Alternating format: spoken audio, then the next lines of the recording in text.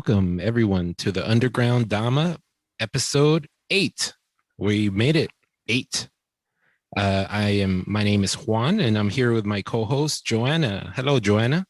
Hello, Juan. Hello.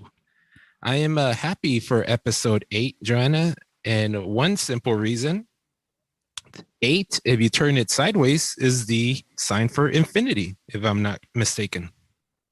Yes, that's true. So infinity is very, very close to this podcast because honestly, realities is full of infinite options. Yeah, infinite possibilities. And today we're going to be talking about deep Dhamma. And I think it's perfect that is on episode 8, the infinite episode. Juan, would you say that's a synchronicity? It definitely is. But anyone who thinks we're crazy, they're probably telling themselves the mantra that the normal person uses. Do you remember that mantra? It's just a coincidence. That's right. A coincidence. That's what they tell themselves. It's just a coincidence. It's just a coincidence. Because go ahead. Because they think that they're going crazy. That's right. That's right. So yes, this is a beautiful synchronicity, the infinite episode, and we're going to talk about the deepest Dhamma, which is the Paticca Samupada. And once again, we'll be using Bhante Punnaji's book. So if anyone listened to last episode, we have the link down there, and now you'll know what link that's for, and you'll be able to download Bhante Punnaji's book so you can read everything we're talking about. Joanna, I did have a question for you. Before your mother and father conceived you, what was your original face? I have no idea. I like that. That's a good answer in my book. Yes, that's a famous koan. And, people are going to struggle and manufacture an answer, but no, you answered very sincerely and perfectly. Thank you.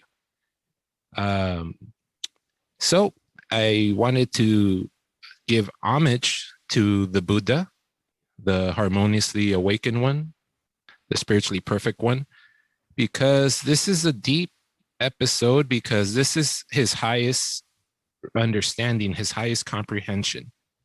And we're very lucky that this understanding comprehension has been transmitted to us and as an echo for 2,500 years, over 2,500 years, in the form of language. And our Bhante Punnaji caught that echo, that almost 2,600 year echo, and he translated it for us. So we're going to be talking about that. And Joanna, can you please read the first paragraph? Yeah. Concurrence of logical antecedents. This concurrence of logical antecedents is an extraordinary account of Genesis, which is an explanation of how the world and the self came into being through a simultaneously occurring series of logical antecedents, which are subjective mental processes. The physical world we are aware of is a product of such a mental process going on within us. According to this explanation, we are constantly watching a moving cinema throughout our lives. All that we know is known through this cinematography, which is a subjective mental process of experiencing. Thank you. So that's right. This ultimate understanding of the Buddha, which is called Paticca Samupada in Pali, in English normally is translated in the tradition as dependent origination. But here our Bhante Punnaji, using reasoning and understanding, is using the word concurrence of logical antecedents. And we're going to be talking more about what he means by this. But yes, he talks about how through a series of simultaneously occurring series of logical antecedents, which are subjective mental processes. This is how we create the world and the self, and basically our reality, and how we're watching a movie, cinema, a movie in our experience. Does that sound true to your reality, Joanna? Oh, definitely. I was actually thinking about that. How, well, I noticed that you put in during our last episode, you included a little clip of a song or music where you could hear at one of Alan Watts's lectures on Mm-hmm. on this idea of what they call cinematography, or the subjective mental process of experiencing, where Alan Watts says that when people are trying to understand how to live in the moment or be present in the moment, they go and they look for books, or they look for gurus, or they're like, let me study this, let me really understand it. And he said it's like a student who is trying to learn how to swim, and the student is so scared of jumping in the water and figuring it out. So he goes and he checks out books, and he reads about swimming, and he talks to experts on swimming, and he instead of just jumping in the water and figuring it out, and he says the most if it would probably be best if someone just kicked him in the butt so that he can just get into the water. Yep. It's true. And that's what Zen has been like. They always talk about the weird antics of Zen. Well, they just want you to jump into the water of reality, and they're trying to kick you in the butt, because we're trying to figure it out. We're trying to figure out reality with delusion most of the time, because we're so used to delusion. And but yeah, you're right. That's one of my favorite songs, and I thought it was a proper way to to end our podcast with, to remind the viewers or the listeners. But let's go on with this explanation as Bhante Punnaji is doing. I'll read the next paragraph. He goes on to say, what we call an experience is a mental process of perception and conception that begins at the five sense basis and is carried to the brain as the sixth sense, through nerve impulses.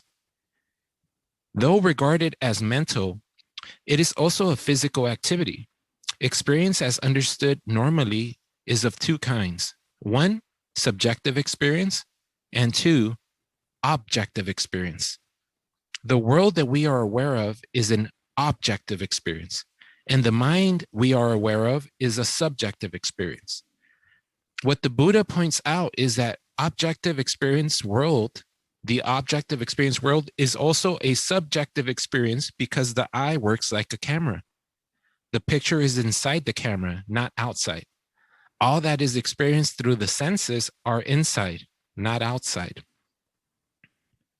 Do you agree with that so far, Joanna? Yeah, it sounds right to me. Perfect. Please read the next paragraph. This process of perception and conception is a series of antecedents, one coming after the other. An antecedent is an accident that comes before another incident. In speaking of the concurrence of antecedents, we are referring to a series of antecedents occurring at the same time.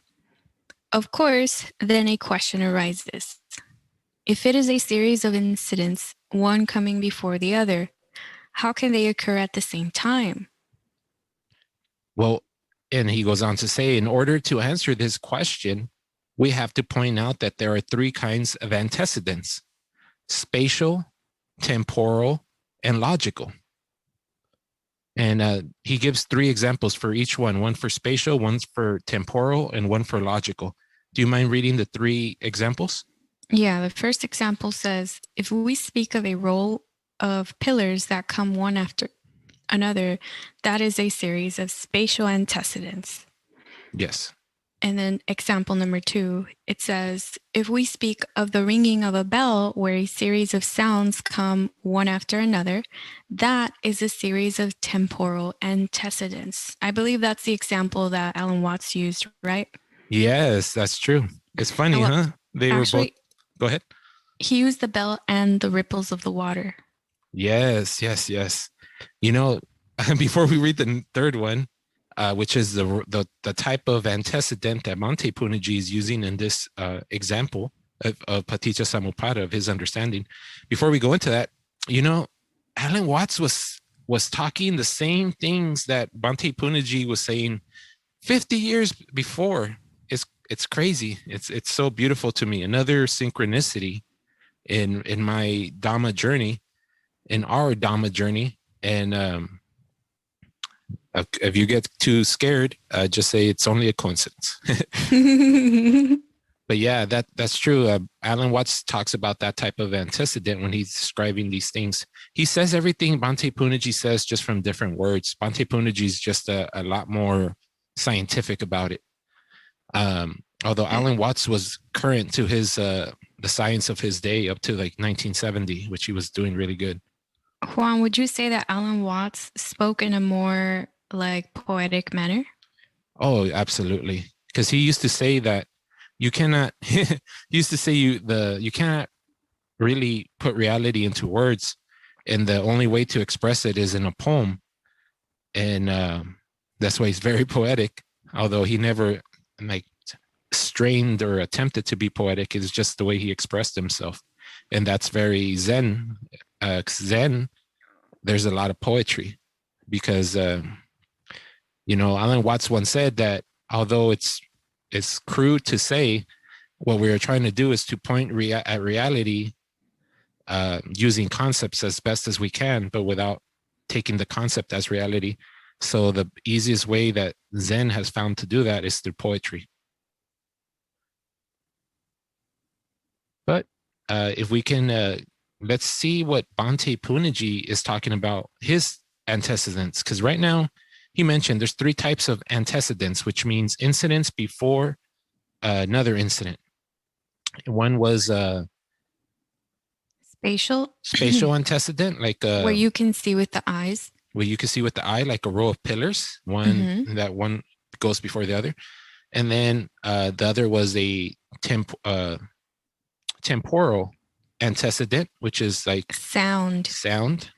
Like you hear bing, bing, bing. So one incident is following the other. That's a temporal in time. And then please read the third type. A third type says, if we simply count 1, 2, 3, 4, 5, 6, 7, 8, 9, 10, we are referring to a series of logical antecedents. They are not in space or time. Logically, 1 comes before 2, and 2 comes before 3, and so on. Yes. Go ahead and read the next one. This means when we speak of our concurrence of logical antecedents, we are really speaking of a series of logical antecedents that occur at the same time. This is why it is called the concurrence of logical antecedents. Yeah, so here concurrence is the Samupada. Samupada means at the same time, simultaneously, Samupada. And Paticca means logical antecedents, an incident coming one before the other, or one antecedent brings another antecedent. Oh, wait, I'm sorry, Juan. You said Samupada means concurrent or simultaneous.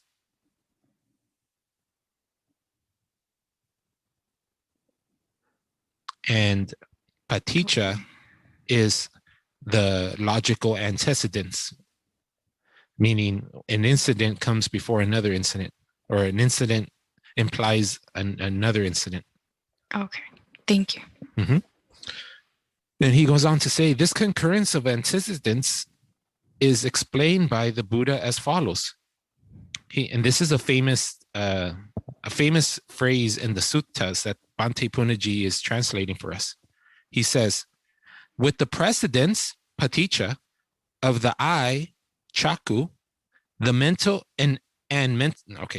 with the precedence, Paticca, of the eye, chaku, and mental images, rupa, there is eye perception, chaku vijnana. These 3 things being together, tinam sangati, there is cognition, passo.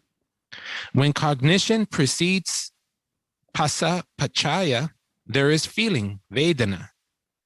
When one feels yan vedeti, one is also aware of sensations, tan sanjanati. When there is sensation, yam sanjanati, there is inference, tan vitaketi. When there is inference, yam vitaketi, there is recognition, tan papancheti. To recognize is to identify something by placing it in a category. Recognition is recognizing. Yeah. So this is a famous teaching that is prominent in the Majjhima Nikaya number 18, Madhupindika Sutta, the Honey Ball Sutta. And this is explaining how reality occurs. You know, so there's going to be mystics out there that say that reality is beyond words. But here the Buddha used normal words to explain how reality occurs. And it's because he's a Sammasambuddha. He actually could see reality and teach it. And, you know, Joanna, if we go to a college course right now, this is how they're teaching it as well. Yeah, in psychology. No, biology and psychology. Yeah. Juan, this is what I heard you say in the temple over and over and over again. I think this is what you were saying the very first time I heard you speak the Dhamma in the temple. Yes. Yes. This is what made me want to talk to you. Thank the Buddha, huh? Yeah, I mean, this is the only thing that worth knowing, honestly, is how reality occurs, how experience occurs. This is a simultaneous series of logical antecedents. It's all concurrently happening. And this is explaining how reality happens, how this movie we call life happens. And it's beautiful to hear because it makes sense. No wise, reasonable person can deny this if they are critical and analytical, unless they cling to a feeling, unless they personalize a feeling or idea. So yeah, this is beautiful. And you recognize the worth of it immediately, huh? I can see the truth in it. Yes. Please read the next paragraph.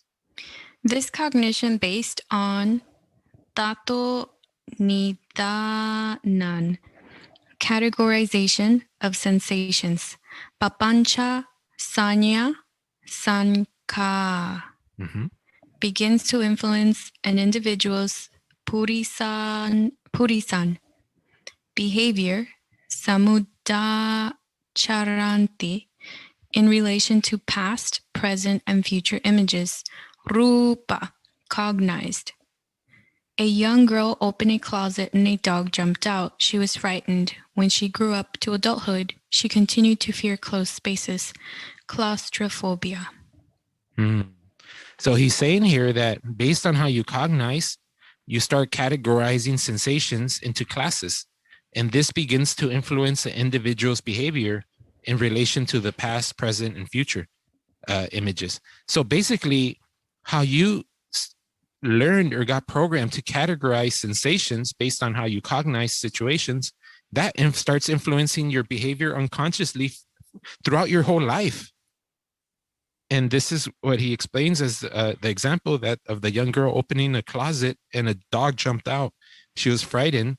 And when she grew up to adulthood, she continued to fear closed spaces, claustrophobia. This paragraph reminds me of the conversation we had about how the child's brain is a little computer that's blank.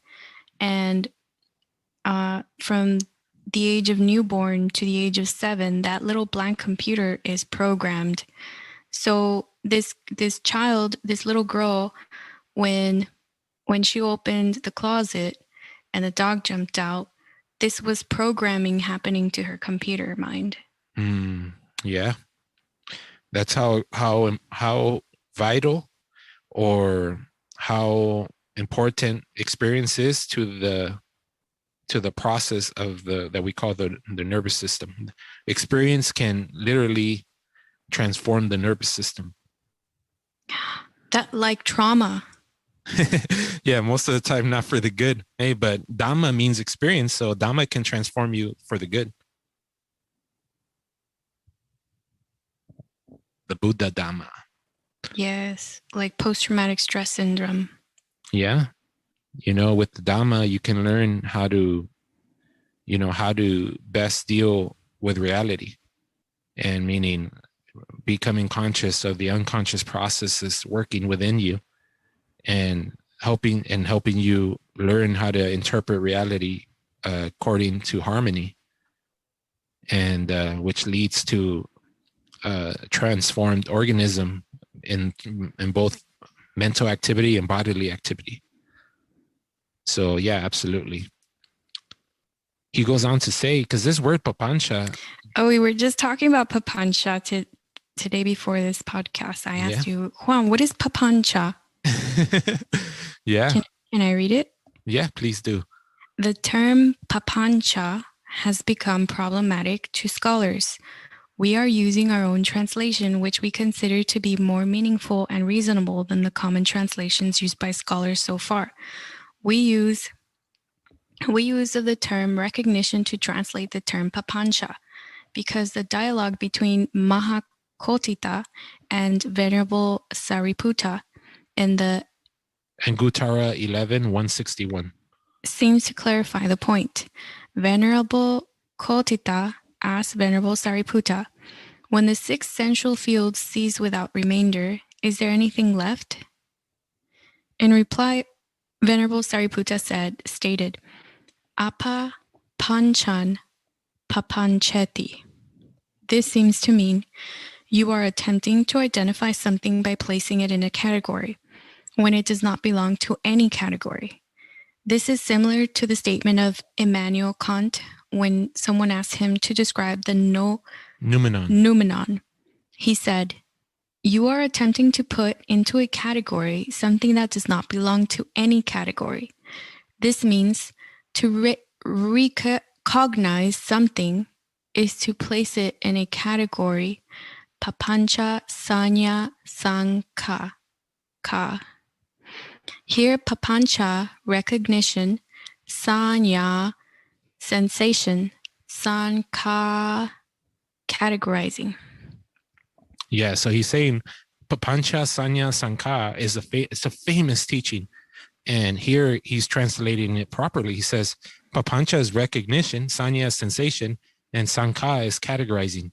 So you're constantly recognizing sensations and placing them into categories. That's how we're creating this matrix.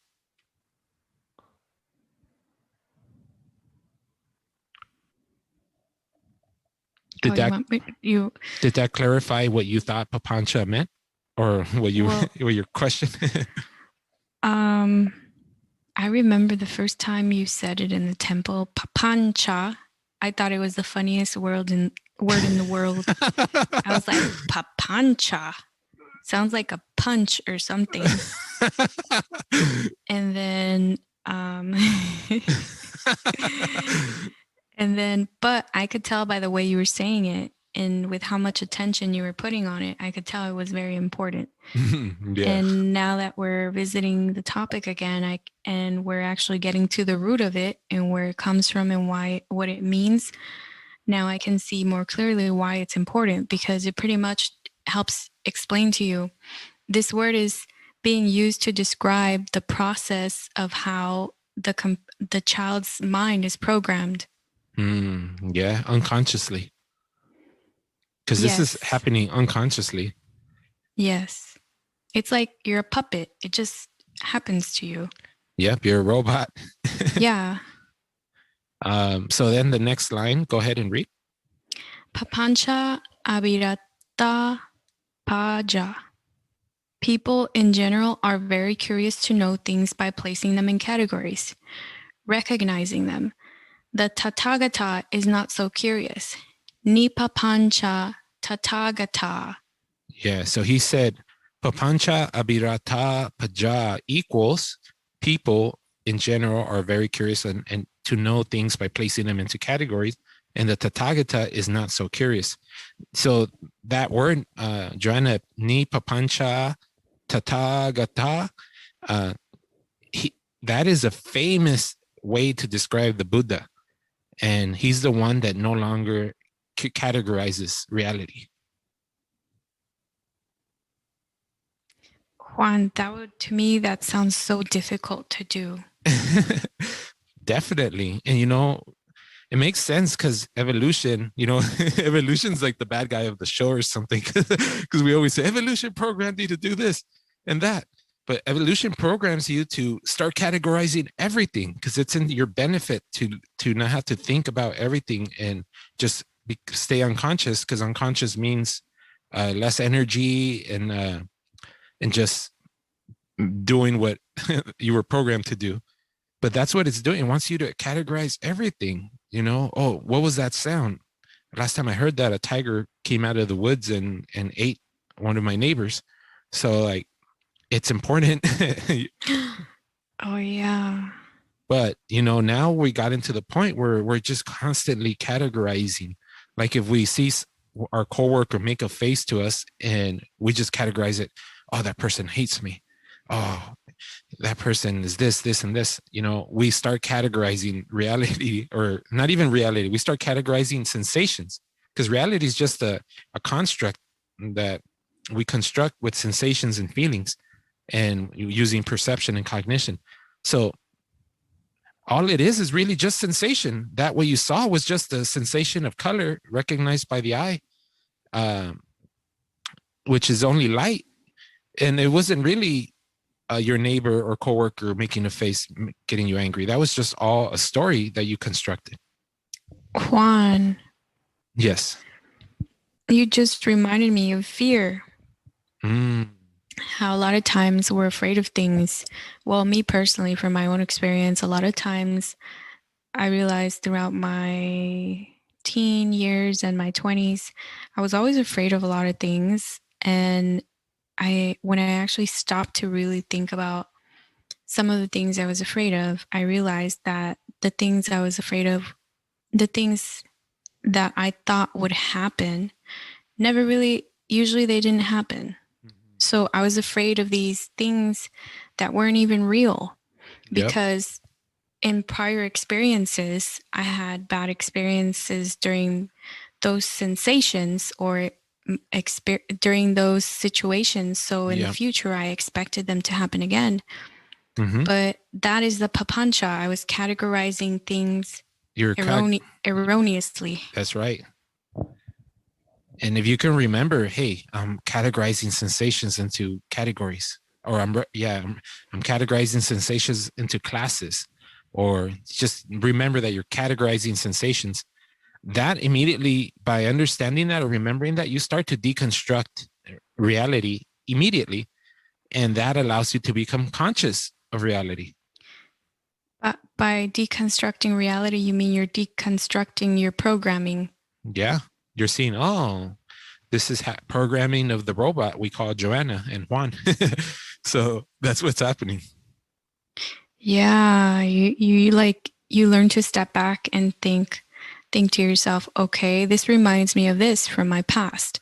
Yeah. But I'm going to look at it and I'm going to look into it and I'm going to follow it.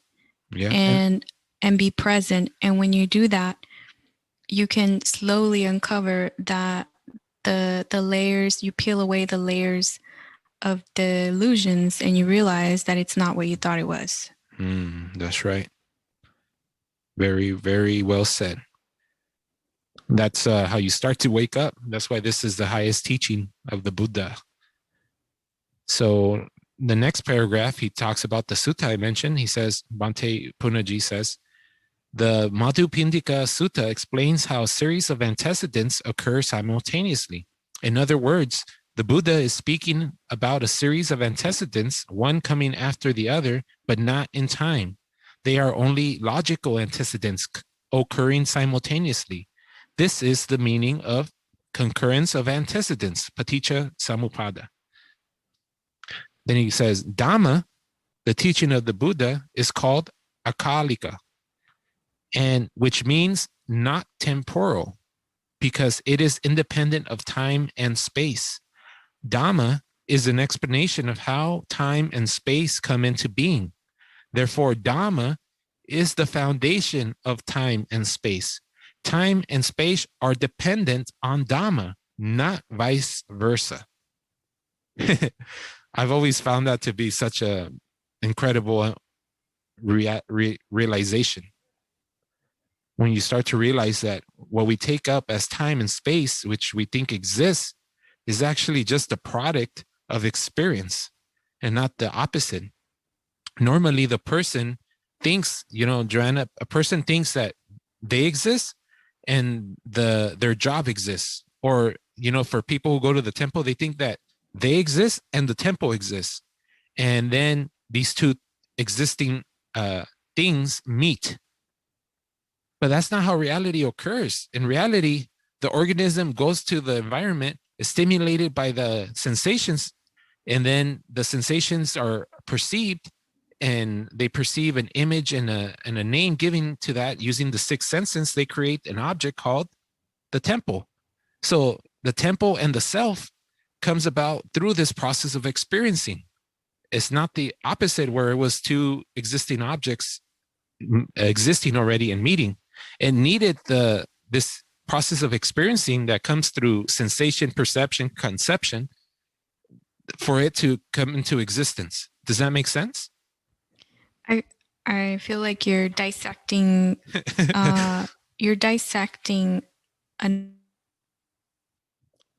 carefully. Dissecting what? You kind of cut off. Oh, you're dissecting this occurrence like very carefully. Yeah. And I feel like you're doing this to emphasize the fact that everything that we experience relies on the senses. Sadhu.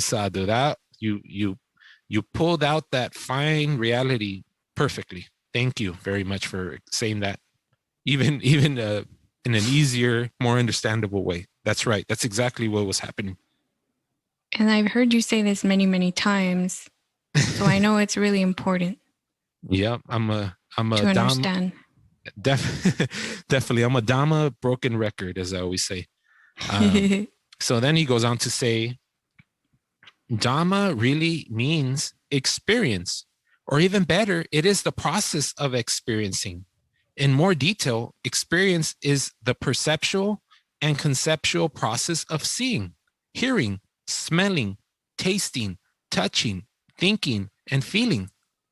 The concept existence, quote unquote, is a product of the process of experiencing, and therefore experience precedes existence. To exist is to occupy space and time. Therefore, space and time are products of experience. Man, Bhante Punnaji was such an artist. I feel like I want to write this down in like calligraphy, and then I want to frame it and put it on my wall. Wow, that's awesome. I think that's a great idea, and I would love one as well. Imagine if I had one at work. Oh, and it would trip out everyone who comes in and is lost in samsara. Yeah. That would help, Joanna. Instead of a cross with like a hanging Jesus, you could just have the Dhamma in words. But please read the next paragraph. I think it's going to talk about something you asked about in episode 1 when I meant about how experience is split. Okay. Experience is dichotomous. It is divided into 2 parts, subjective and objective. The subjective part we tend to personalize as mine, and the objective part is alienated as other. Personalization creates a personal self or a personality, which is separate from the alienated external world. This dichotomy becomes the foundation for an emotional relationship between the subjective self and the objective other. Juan, you talked about this before, and it was hard for me to understand. Yes. But I'm gonna remember it's on page 242. Yep. Because I want to talk about it later. Absolutely. And then go ahead and read the next part. What we call matter is an objective experience. What we call mind is a subjective experience. What I call I, me, mine, or self are subjective experiences. What I call world, matter, energy, people, animals, plants, or inanimate objects are objective experiences. Matter is perceived as solids and liquids. Energy is perceived as heat and motion. For like 2,500 years, we thought the only elements were matter and energy, which were solids, liquids, heat, and motion. And we were just making sense of what we're experiencing. And, recently we learned about plasma. I think you know about plasma.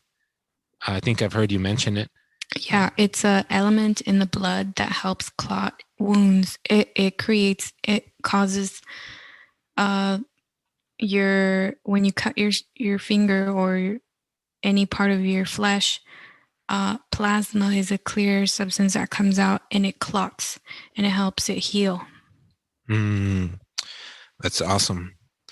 And but back then they didn't know about plasma yet. I think it's a recent discovery. And go ahead and read the next paragraph, please. What we call the concurrence of logical antecedents is therefore nothing but an account of the process by which we experience the objective world and the subjective self. It is how the Buddha saw the genesis of the common reality perceived by mankind. It is a process of experiencing the world and the self and the resulting suffering. Eva me dasa kevalasa Dukkha khandasa samudayo hoti. It also points the way out of suffering. Eva me dasa kevalasa dukkha khandasa nirodho hoti. Suffering, therefore, is the relationship between the self and the world. See? So as soon as we create an existing self and an existing world, then the relationship between these two existing constructs is now emotion and suffering. Whoa, I never thought of experience as a relationship between the self and the world. Yeah. Every emotion is always, there needs to be the self and the world. It has to be between two lovers, between family, between a situation, you and your country, you and your job, anything we put a name on, we think is existing. It's pretty crazy if we think about it. Yeah, but I've never heard anyone describe it as a relationship. Yeah. Bhante Punnaji opened my eyes to that. Because no matter what you do, you're going to be there. Mm-hmm. It's like you're married to the world. Because you created the idea of existence, definitely. That's why if you get rid of the idea of existence, there's no more relationship. So if you can get rid of the idea of existence, you can actually divorce from the world. Sadhu. I need that as a plaque as well, okay?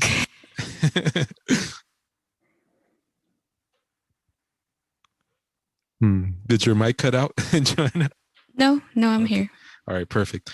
Please read the next one. I think it's this one here. Okay. It also points out that the world we are aware of, as well as the self we are aware of, is only a dream. We can awaken from this dream, and thereby both self and the world can disappear. What we experience then will only be the experience, Dhamma. Therefore, the Buddha said, non-manifest perception, limitless and all clear. No solid, liquid, heat, or motion is cognized. Not even a trance of an image or name met. When perception is stopped, all objects disappear.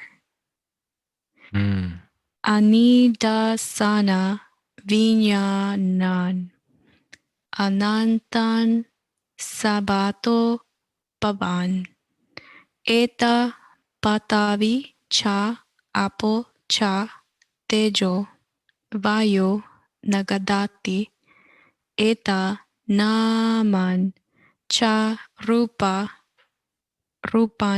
Cha Asesan Uparujati Vinyanasa Nirodena Eta Etan Uparujati. Sadhu, sadhu, sadhu. You're going to start recognizing, you've been really reading a lot of Pali these last 2 episodes, but you're going to start recognizing all these words easy. Here, Anidasana Vijnana, that's such a beautiful concept and word. This is super deep. This is super deep. Like, I remember Alan Watts talking about because he became a Episcopal priest. I don't even know if I'm saying that right. Episcopal? Yeah, something like that. I think you're correct. But he said that the priests never preached about the deep teachings. They always taught the basic teachings. And same with this is the deep teachings. Talk about Anidasana Vijnana. Normally Vijnana of the normal person, that means perception. So you're perceiving objects, nonstop perceiving objects. Even when you look at a face, which is one object, you see multiple objects within the face: the nose, the ear, the tongue, the lips, the eyes, the eyelashes. Like, it breaks down everything. You just keep putting more and more into objects, into categories, creating objects, recognizing objects. But here, the Buddha, Anidasana Vijnana, he's talking about the type of perception that the Arahant, the Buddha, has. And it's a type of perception where it is not recognizing or even seeing objects anymore. That's what Ani means none, and Dasana, it's like manifest means to see the objects.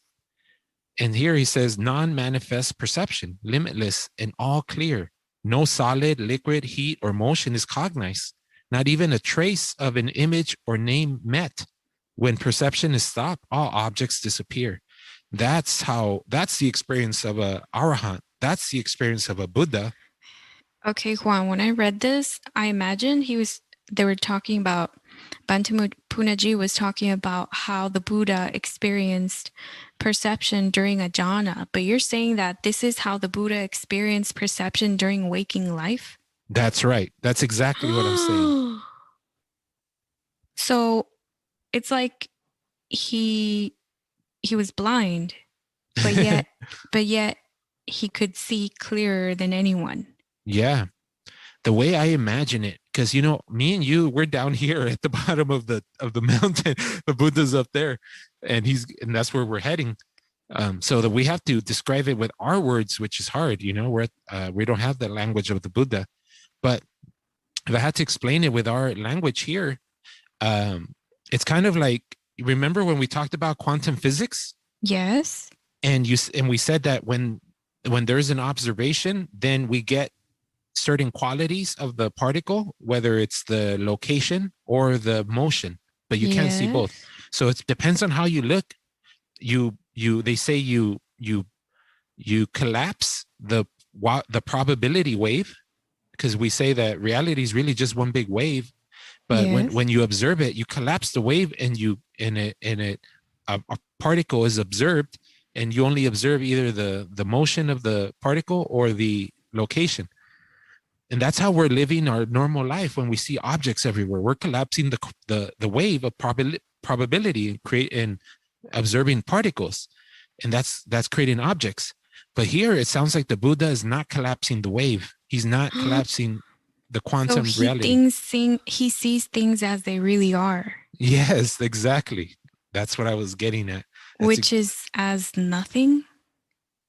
It's non-manifest perception, limitless, all clear. No solid, liquid, heat, or motion is cognized. Not even a trace of an image or name met. When perception is stopped, all objects disappear. Whoa. That was that was your Keanu Reeves Matrix. Whoa. All right. We still getting to the Paticca Samupada. This is just, this is a little appetizers. we're, we're, we're at Olive Garden. We're going on the tour of Italy. This is just the appetizer. Let's go. So then he said, once a deva, a celestial being, visited the Buddha and asked a question. If a person could travel in space at extremely high speeds, can he reach the end of the world?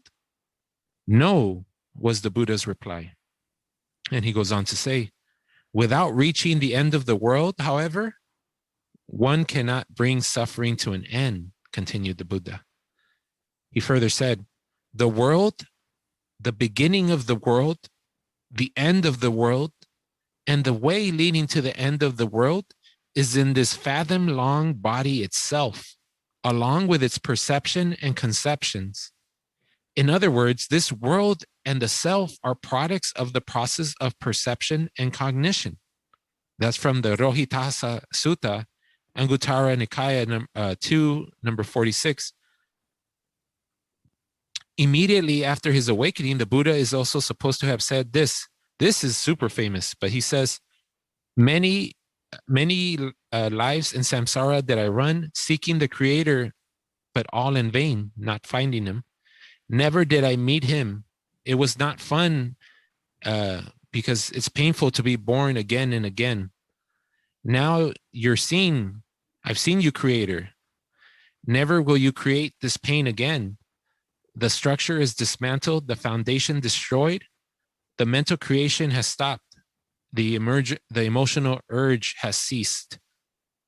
I know I changed the words, Joanna, from what you see there, just because this is a more modern translation that Bhante Punnaji used than on this paper.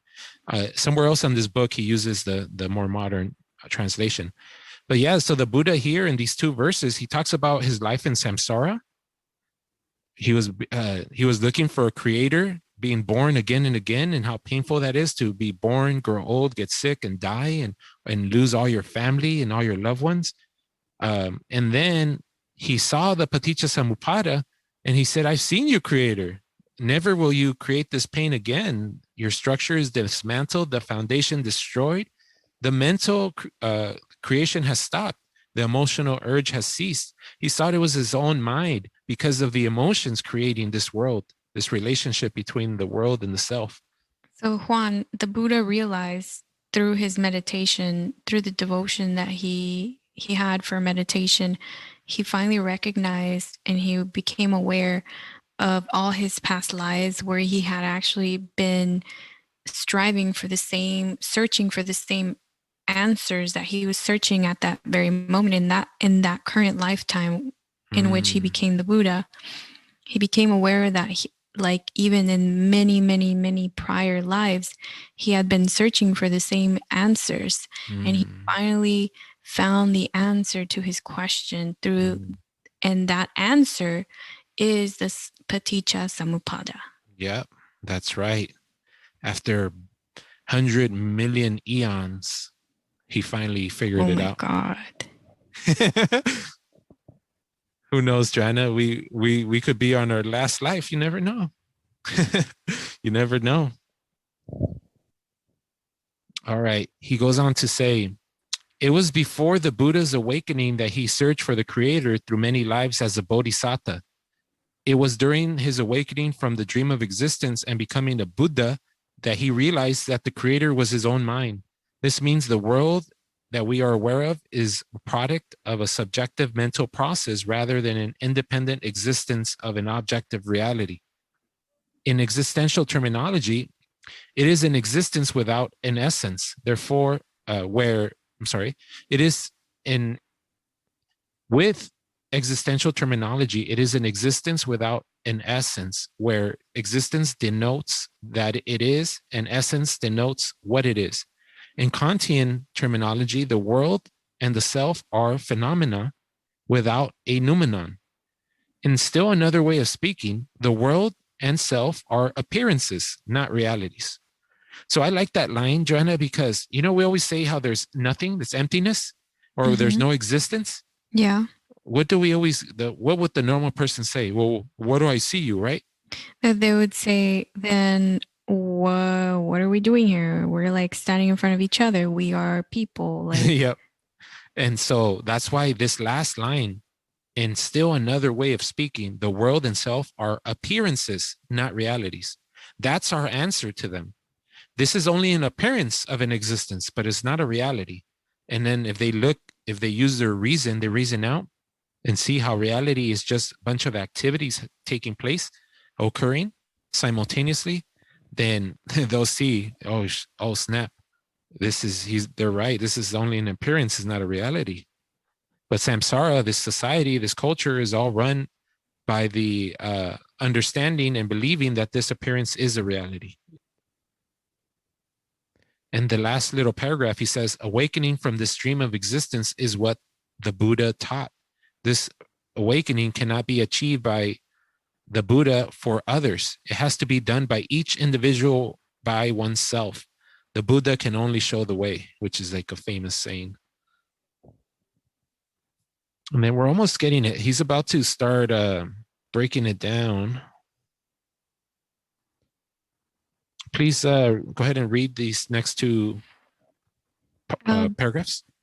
Concurrence of Antecedents, Paticca Samupada.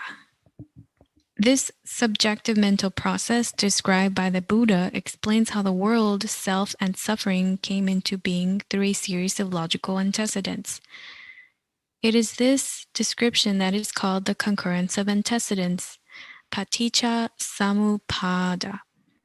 Concurrence of antecedents is based on a natural law on which all natural events, both physical and mental, are based.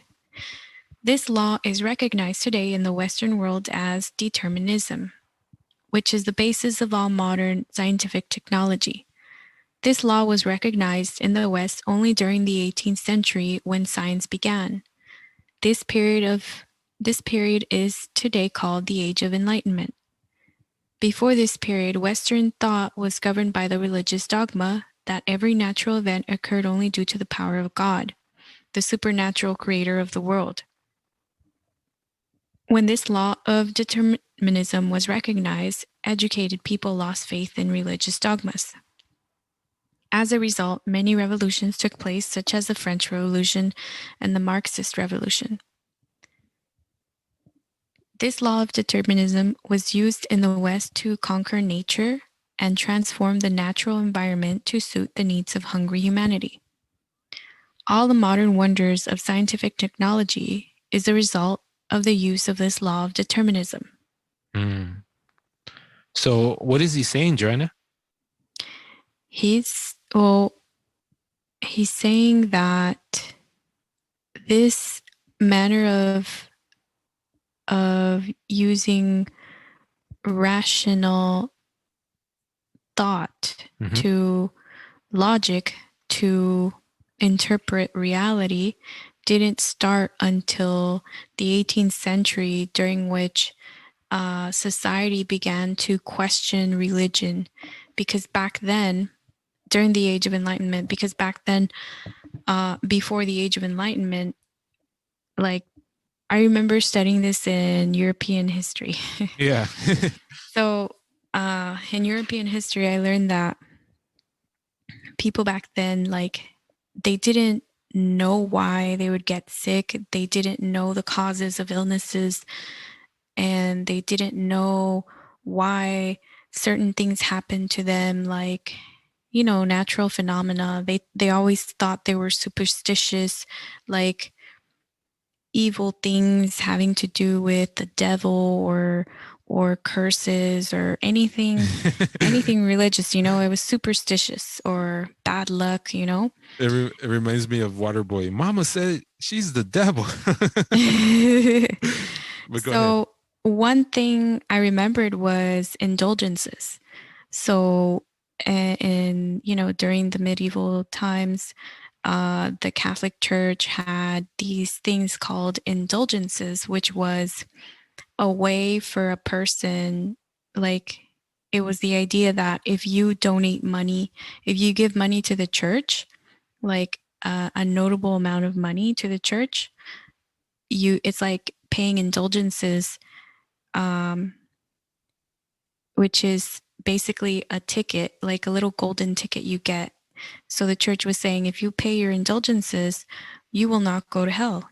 You'll go to heaven, but you must pay your indulgences fees. And then so people, would do bad things. And if they had the wealth, they would be like, well, I'll just pay my indulgences and, I'll still go to heaven. Yep. So the church controlled society through these ideas. They pretty much had them brainwashed, and they were so fearful of God. Like they would tell them, if you do this or that, you're going to go to hell. If you even touch anything or even read any material that has anything to do with science, you will go to hell, and we will put you in jail, and there will be consequences. And I think people would get killed. They would go to jail and they would die. They would torture them until they repented. And if they didn't repent, then they died. And they thought they were doing the right thing because they thought this person is so wrong by his scientific thinking that if he doesn't repent, he's going to go to hell. So we have to put him to the brink of death. So hopefully he can finally repent. But of course not. How can you repent in reality? So they would die. Yeah. And then sometimes I think when we were discussing that history, Juan, I was like, I asked you, Juan, was the church's main goal really, the Catholic Church, was their goal mainly to control people, or was it really to help them go to heaven?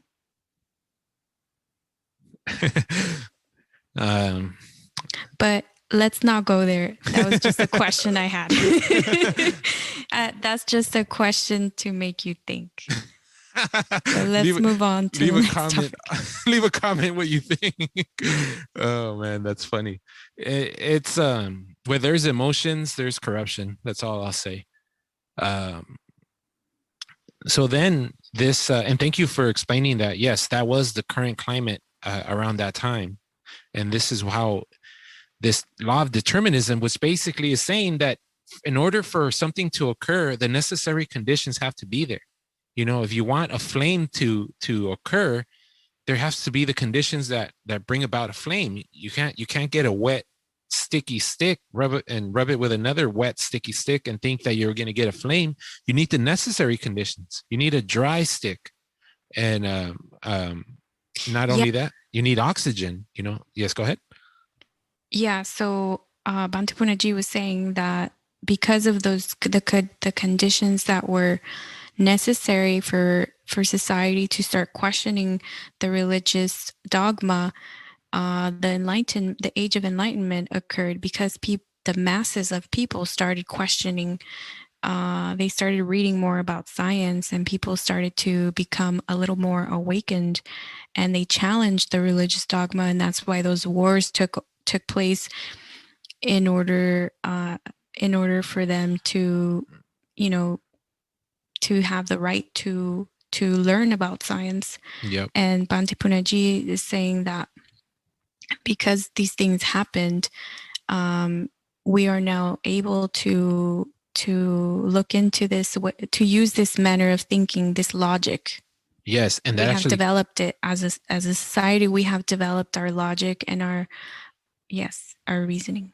Yes, and the Buddha, he saw this reality 2,500 years ago, way before the age of enlightenment, Yeah. And here he talks about what you're saying a little bit and goes on to describe the difference between the two understandings. And please go ahead and read.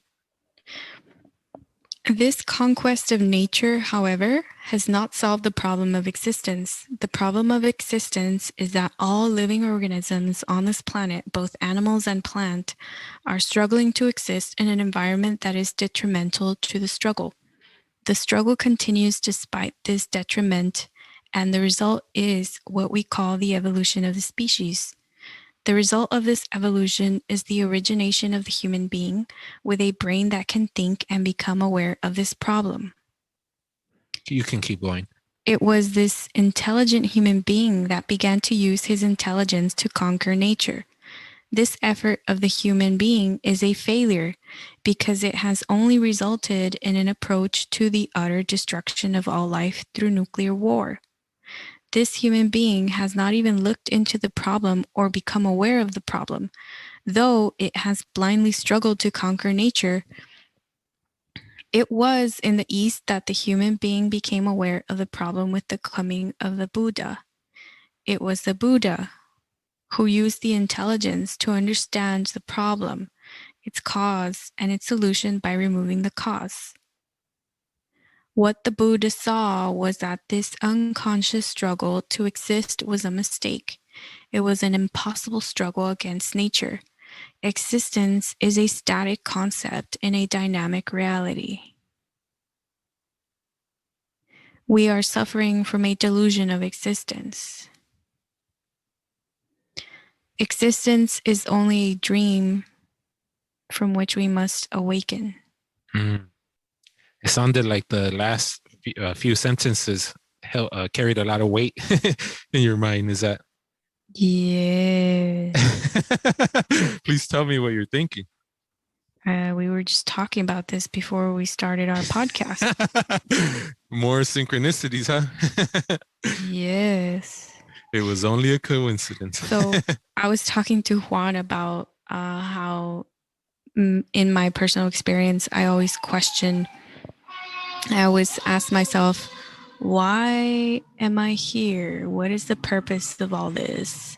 And I was telling him that all my life, I've always felt like a puppet.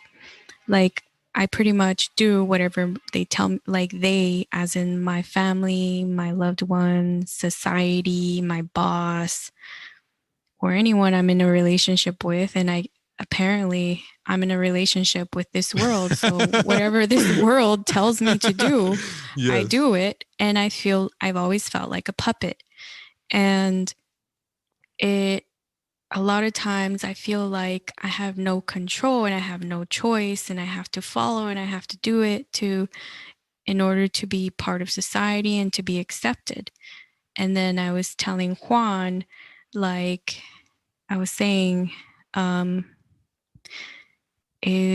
feel like I'm going crazy. Mm-hmm. And then what did you say, Juan? I brought up a new word for you that Ram Dass used to say, that people get caught in a malaise.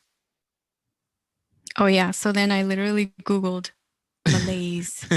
And should I read it? Yeah, read it. Let's read it. Okay, hold on. So malaise, Ram Dass used to say that people get into this malaise, and it's a word not many people have heard. Some of you might know and be like, oh, yeah, that sounds right. But it's a state of feeling that the human being experiences, and they think there's something wrong. And actually, it's just them finally seeing reality for the first time. But go ahead. Okay, so the word malaise means a general feeling of discomfort, illness, or uneasiness whose exact cause is difficult to identify. And similar words are unhappiness, restlessness, uneasiness, unease, melancholy, depression, despondency, dejection, disquiet, trouble, anxiety, anguish, angst, ills, lassitude, languor, weariness, enervation, doldrums, weakness, debility, indisposition, infirmity, illness, sickness, disease, discomfort. Yeah. And then I said, Juan, this is me. I am melancholy. I am depressed. I am anxiety. I am ill. I am restless. I am unhappy. I am uneasy. This is all me, Juan. And then I said, whoa. Yeah. And that's the feeling, especially when we're in relationship with the world. So, and I think that's very important to recognize. This feeling is very important, because I remember the Buddha, the ultimate Bhante, he says that we require to recognize the suffering in order to start awaking up. And I think that's what this malaise that people feel when they feel so dissatisfied, is that they're finally seeing suffering, that these things we're chasing is not going to lead to happiness. What do you think? Well, I started to tell you how, like, I pretty much do what society tells me to do so that I can survive and so that I can eat and live another day. But a lot of times I feel like unsatisfied. And then I said, like, I'm so used to working and doing what I know I have to do Mm-hmm. that when I have my own time, I don't even know what to do with it. Mm. Like, I'm so used to working all the time. Like, what do you do when you're not working? Like, yeah, like, Yeah. I remember, Joanna, it's funny, I didn't tell you when we were talking about before, but I remember there would be times when I had the weekend off from work. You know, I work in a field where the weekend is the main time I'm working. So one day I had Friday, Saturday, Sunday off. And I remember it was Friday night, especially after the temple, because we have Friday night meditations, which are starting up soon, hopefully again, which I'm very happy about. But I would come after, and then I'll be like, well, what am I going to do for these next 2 days? All I have is me and my thoughts. And it's kind of scary. So I know exactly what you mean when you say that. I think you would only think this way if you don't want to go out and drink, if you don't want to go out and party, if you don't want to watch movies, if you don't find a lot of meaning in those things, then you're gonna have these type of thoughts. Yeah, that's right. Because if we were interested or valued those things, or thought that those things would bring us happiness, then yeah, our time would not be spent thinking about these realities. It would be spent just how to chase these things. Yeah, because those type of activities are distractions, and Yep. like they kind of feel empty to me personally. Yeah, I'm sure to a lot of listeners here, you know, I don't think you'd be interested in Dhamma if you still had a high value for like partying, drinking, and doing all the things that the world you know, programs us to think we should do, and evolution programs us to think we should do. But yeah, so it's crazy stuff. I think that I liked how you went slower and slower as you read those last 3 lines. Like each line was like a punch or something. Well, there's a lot of meaning in each sentence. Like, Yep. yeah. Yeah, you said what the Buddha saw was this unconscious struggle to exist was a mistake. It was an impossible struggle against nature. Existence is a static concept and a dynamic reality. We are suffering from a delusion of existence. Existence is only a dream from which we must awaken. So once they asked Bhante Punnaji, what is the point of life? What is the point of life? And he said, to wake up from the dream of existence, to bring an end to the struggle to exist. And I always like that. Then it goes on to say, the Buddha awakened from this dream and taught others how to awaken from this dream. Only a few listened to him. Out of those who listened to him, only a few understood what he said. Out of the few who understood, only a few awakened from the dream of existence. Yet the problem is a serious one. His message is still waiting for those with little dust in their eyes to see the mistake we are making and awaken from the dream of existence. That's so beautiful. That I love that paragraph. And we're almost finished with this little section. He says, unfortunately, this problem cannot be solved by one person for the others. Each individual has to solve the problem by oneself. The Buddha can only show the way. The solution has to be achieved by each individual by oneself. It was the Buddha who brought attention to this problem and pointed out that the emotional nature of mankind is what needs correction. The modern world is gradually becoming aware of this need to change human nature. The Buddha pointed out that we have two minds, the rational mind and the emotional. We are dominated by the irrational and emotional mind. This was why in the East, the Buddha began to use the law of determinism to conquer the human mind, rather than to conquer external nature. By so doing, he solved the problem of existence by awakening from the dream of existence, Sama Sambodhi. Having awakened himself, he taught others to do so. So basically, the normal human being, when they started to figure out this law of determinism, they're like, well, how can I please my emotions even more? I want air conditioning. I want planes. I want cars. I want machines to plow the fields. I want everything. We're trying to reconstruct our external reality to suit our internal reality, which is the emotions that are in charge. Whereas the Buddha, he didn't start telling his peoples to make him a air conditioner. He used this law of determinism to realize how these internal conditions are taking place to create this world and the self and suffering, and he reconstructed it. Not only reconstructed, deconstructed it. Like he said in that verse where he said, I have seen you, Creator. The foundation is destroyed. The supports are destroyed. This mind has stopped creating. The emotional urge has ceased. That's what he did with this reality of determinism.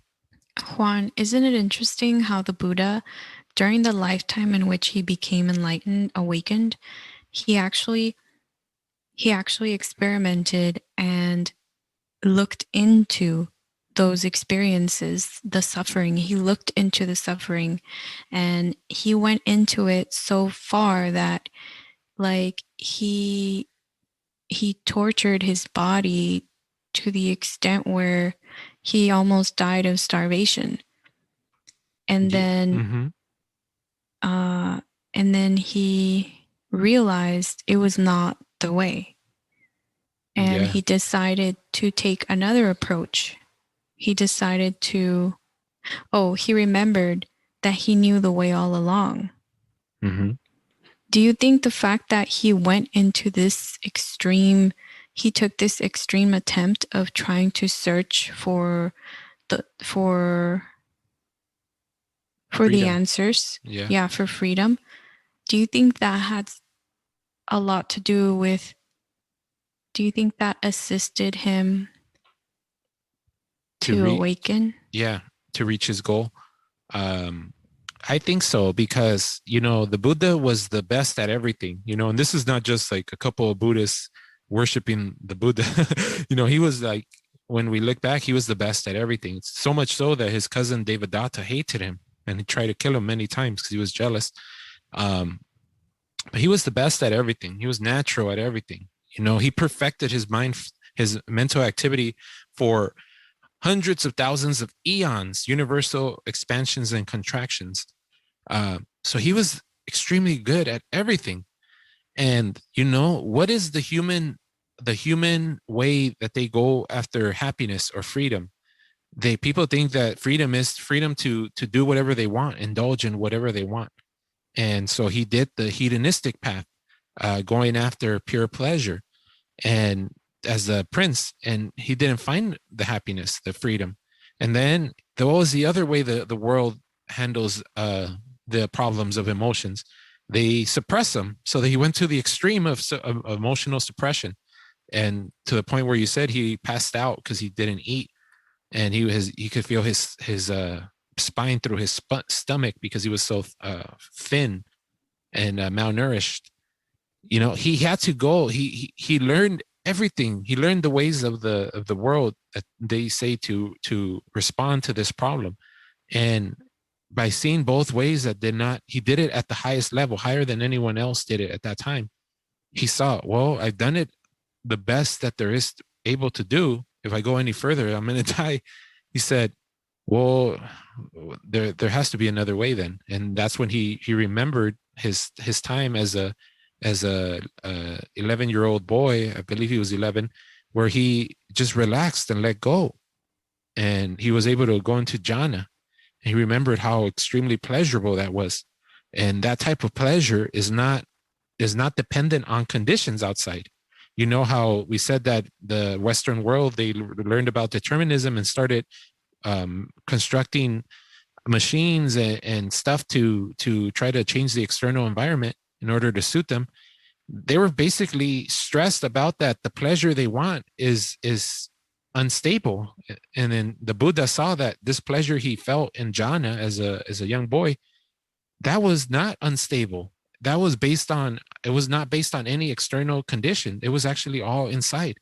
And so he realized, hey, that type of pleasure is not bad. Here I am living as an ascetic, suppressing all emotion, suppressing all pleasure. But not all pleasure is created equal. Some pleasure is not detrimental to go after, which is pleasure that comes from sense stimulation, because that's unstable pleasure. You can't always control the environment. Even no matter how hard we try now, we have all these computers, iPads, phones, wireless earphones, which I love, by the way. But he saw that there is a type of pleasure that's not dependent on sensual stimulation, which because it's not dependent on sensual stimulation, it actually is kind of stable, and it's okay to experience. That's why when the Buddha, they used to talk smack to the Buddha, the other super ascetic religions, they would say, look at the Buddha and his shavelings. They all live in luxury. Disgusting. And the Buddha would answer them. He would say, that's right. My disciples do live in luxury. They live in the luxury of the first jhana, the second jhana, the third jhana, and the fourth jhana. Because he described jhana, ecstasy, as how to live happily here and now. Of course, that wasn't the end goal, but it's needed. You have to experience that in order to finally give up going after sensual pleasure or going after suppressing the emotion. That was the key. It's like the three little bears. The three little bears, where the baby bear tries the porridge of the mother. Goldilocks. Oh, yeah, Goldilocks. She goes to the bear's house and she sees there's 3 bowls of porridge, and the biggest one is the Papa Bear's porridge, and she says it's too hot. Then she tries the Mama Bear's porridge and she says it's too cold. And then she tries the Baby Bear's porridge and she says, oh, this one's perfect. So the Buddha, he tried the porridge from each side of the spectrum, the extreme side where it was all about suffering and it was not right. And then initially he tried the one without him choosing. He was born into a world of pleasure, wealth and pleasure. Mm-hmm. And he recognized that all pleasure was it was fleeting. It was not satisfying. So then he became a monastic and he went into the world of suffering. And the Jains. Yes. So when he practiced as a Jain monastic, he went into pain, and it was not right either. Yes. So then he went back inside and looked for it inside, and he remembered how he could go into the state of jhana, and he said, "This is it. This is right." Yes. Exactly. He practiced the practice that the Jains practice, which is a suppression of all emotion and pleasure, which he didn't necessarily join their order, but he practiced like them. He practiced with these 5 ascetics who all had the same idea of practice. And he saw that was not the way. And thank goodness he figured out that it wasn't from indulging in pleasure or suppressing pleasure. It's in relaxation, a type of pleasure that is not based on conditions. Because you can always relax You can always relax. That's always an answer. There's no situation where relaxing is not an answer. Even if someone says, well, what if someone's trying to kill you? You know, I recently had a friend ask me something about being in dangerous situations. And I told them that, there's nothing better for a dangerous situation than alertness, an alertness that is also relaxed. Because if you're, yes, the key is to be alert. There's no argument there. But also to be relaxed, because that's when you can think properly. You can do what needs to be done. Yes, you are at the most rational state of mind when you are relaxed. Yeah. Look at Kobe when he would go into the zone, fourth quarter championship, and he has the 5 seconds left. Anyone else in the middle of like 20,000 fans, being watched by 50 million Americans and hundreds of millions of people of the world, that's that would make anyone That's nervous. A lot of pressure. yeah. But he didn't get emotional. He didn't say, I need to go crazy. He stayed calm, cool. He was a killer. They called him the Black Mamba because he was a killer. A killer means he was focused. He was cold-blooded. He wasn't rattled emotionally by the circumstances. And that's why I always talk about how Kobe and Michael Jordan were my first introductions to like deep meditation. But yeah, so there is this relaxed alertness that is required for any situation. But we're about to get into the Paticca Samupada. I know we spent like an hour and a half talking, just getting to this point, but we're here. Please read, Joanna. Introduction to Paticca Samupada. The problem of existence is the insecurity of life created by a conflict between human reason and human emotion. It is a human reason that recognizes the reality of external circumstances, while human emotions, being unaware of reality, are blindly concerned about human emotional needs. It is this conflict that Sigmund Freud, the father of psychoanalysis, pointed to as neurosis. It is also what the modern existential philosophers have referred to as fear and trembling, or anguish. They have, however, been unable to find an adequate solution to this problem, other than to take the leap of faith as Kierkegaard did, or resort to Marxism as Sartre did. It was the Buddha who solved the problem in the East, not by changing the external circumstances, but by changing the mind of man.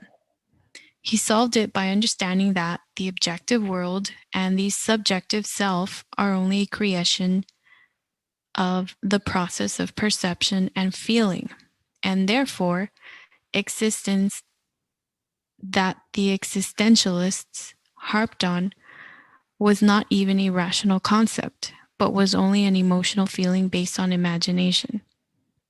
Damn. So he's saying that that what we're experiencing is an emotional feeling based on imagination. Yeah. That's so beautiful. I was going to be like, burn. It's true. It's so beautiful. Alan Watts used to call this a feeling too. He's like, what is it that you call you? He says, oh, well, I think I've figured it out. He would say, he's like, I think it's a tension, a tension, and which is a feeling. You say, I feel myself.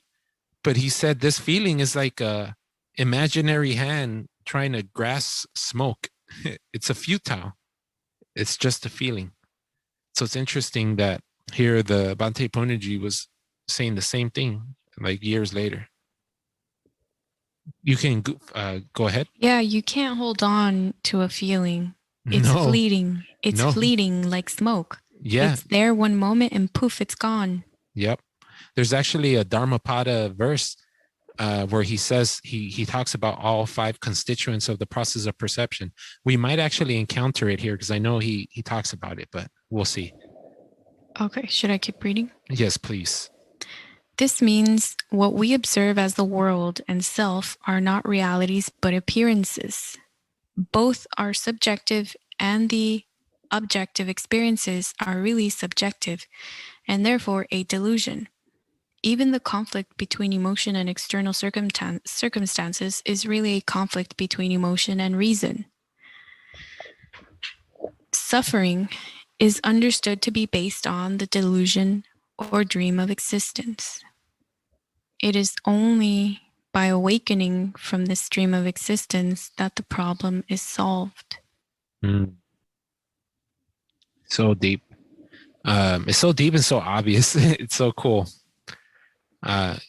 He goes on to say, concurrence of antecedents, Paticca Samupada, is a description of a process of awakening that begins with an awakening from the state of unconscious or state of insentience, avijja.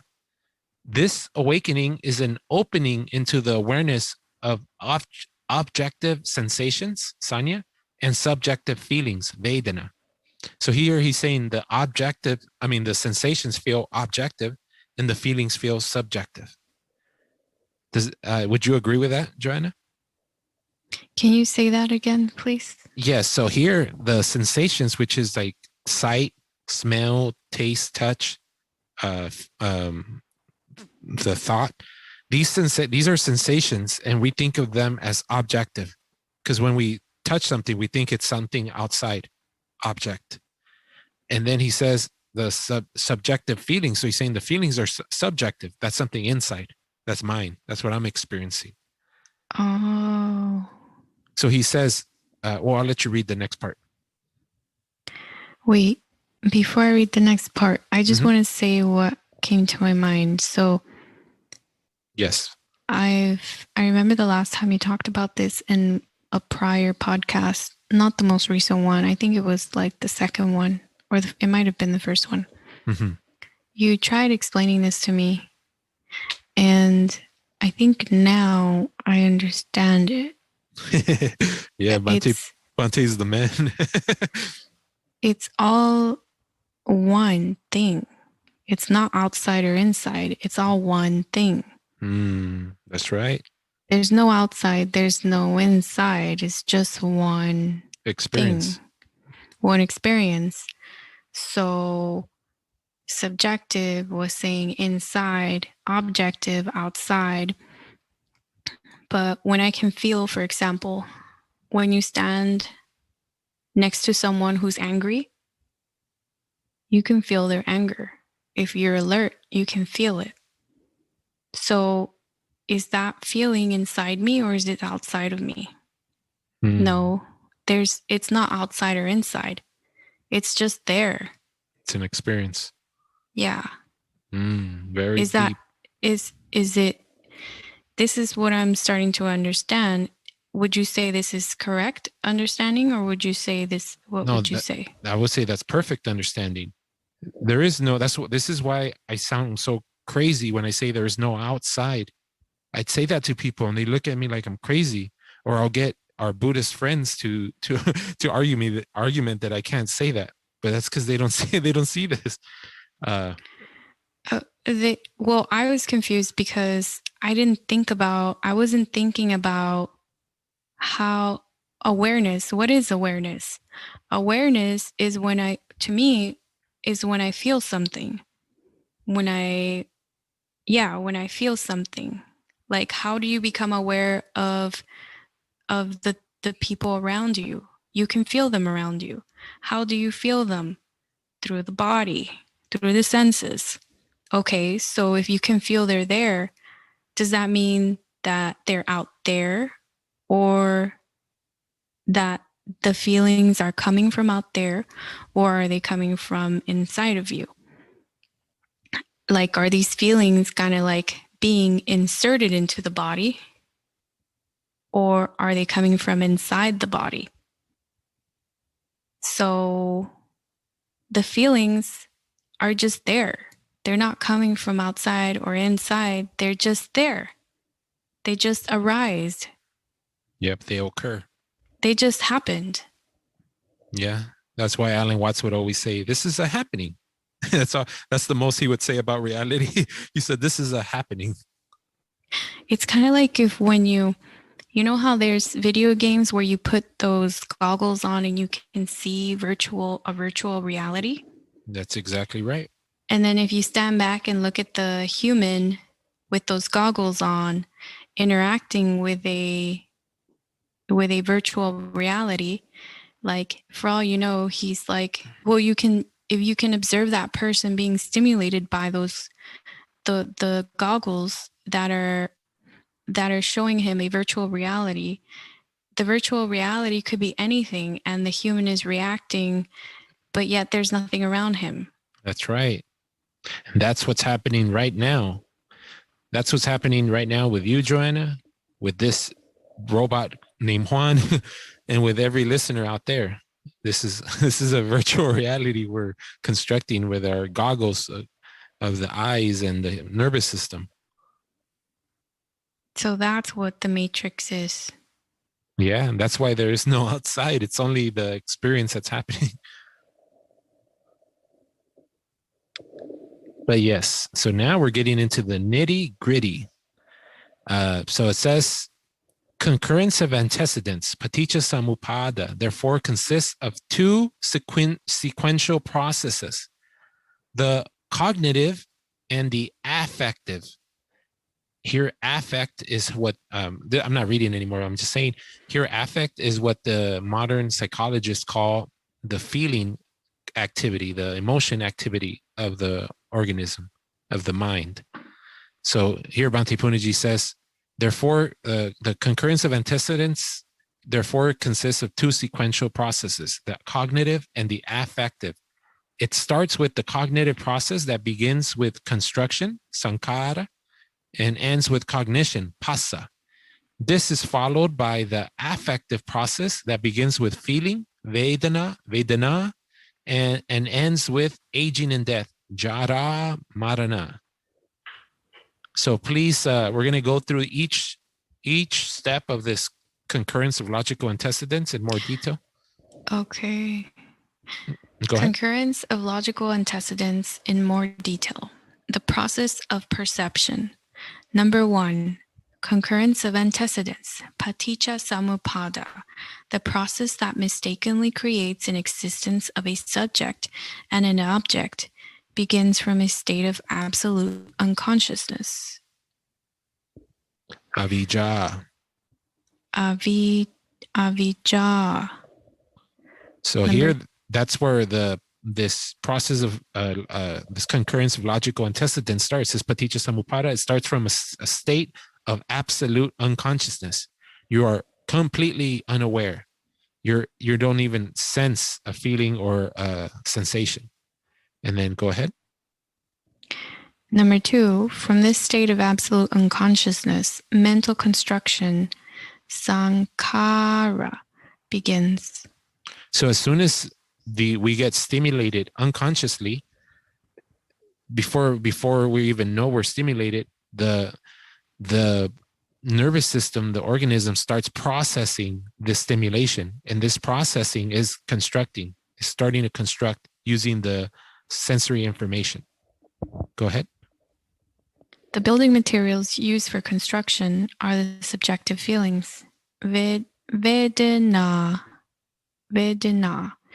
and the objective sensations, sanya. So he's saying that this construction, this processing, there's two basic bricks that is using. The materials for this construction is the subjective feelings and the objective sensations, vedana and sanya. And go ahead for number 4. Number 4, objective sensations, sanya, become the building material for the cognitive process that builds the world. So here, remember, Joanna, when in one of our podcasts, when I asked you that if you were a painter, and you said yeah, and you said how you use color to construct the image. Yeah. Here, the nervous system is constructing using sensations, which if we look at the visual sensations, it's color, basically. Yes. Light is color. So here, to create what we call the world, it is using the objective sensations. That becomes the material for the cognitive process that builds the world. All right, so that was number 4. Can you please read number 5? Number 5 is subjective feelings. Vedana become the building material for the affective process that builds the self. Yeah, so last one was the building material for the cognitive process that builds the world, which is the objective sensations. This one is the subjective feelings now become the building material for the affective process that builds the self. So because of the cognitive process, we build the world, and because of the affective process, we build the self. So this is showing how this mental activity is creating this idea of the self and the world. They're not realities. They're not objective existing realities. But go ahead with number 6. Number 6, first arises the cognitive process of construction, which is perception, vijnana, the rudimentary awareness that distinguishes between one object and another. So he's saying before this, the cognitive process that builds the world and the affective process that builds the self, there arises this cognitive process of constructing. This process of constructing, which does the construction of both the world and the self, this foundation is perception, vijnana, this process of perception. That's the rudimentary awareness that distinguishes between one object and another. So I think you asked me before this podcast, when we were talking, you asked me what Panchakanda was? Yes. The Panchakanda is the 5 activities of this process of perception, this process of construction, which is perception. So the Panchakanda was the first Dhamma talk that I heard you give. Yeah, it's very important. Wow. And then, but yes, please read number 7. Number 7, when perception is completed, the 5 constituents of perception come into being. And it continues through there. The 5 constituents are, number 1, mental image, rupa. Number 2, feeling, vedana. Number 3, sensation, sanya. Number 4, construction, sankhara. Number 5, perception, vijnana. The continuation of these constitutes of perception is not a static existence of an entity, but the continuity of a process of activity that continues without end, like the continuity of a flame that is dependent on the necessary conditions. This activity can stop only when the necessary conditions are absent. So, yeah, I think there was a little typo in the book. It says the continuation of these constituents of perception is not a static existence of an entity, but a continuation of a process of activity that continues without end, like the continuity of a flame that is dependent on the necessary conditions. This activity can stop only when the necessary conditions are absent. This reminds me a lot of like when we talked about the 4 foods. You know, we can only talk about, oh yeah, you know, what we perceive as an existence is just an activity that is being fueled by 4 foods. Yes, palpable food. Yes, cognition. Which is, palpable food, which is food you eat. Yeah. And cognition is... What feeds are the sense bases? Yeah, stimuli. Yeah. And the next one... Reason and emotion. Yeah, so so first you feed the body, then you are stimulated by the senses, and then once your senses are stimulated, you interpret those stimulations and you create ideas out of them. And Yeah. that is reasoning. No, what did you say it was? Yeah, reasoning and emotion. And based on Reasoning how you and interpret, then you react emotionally.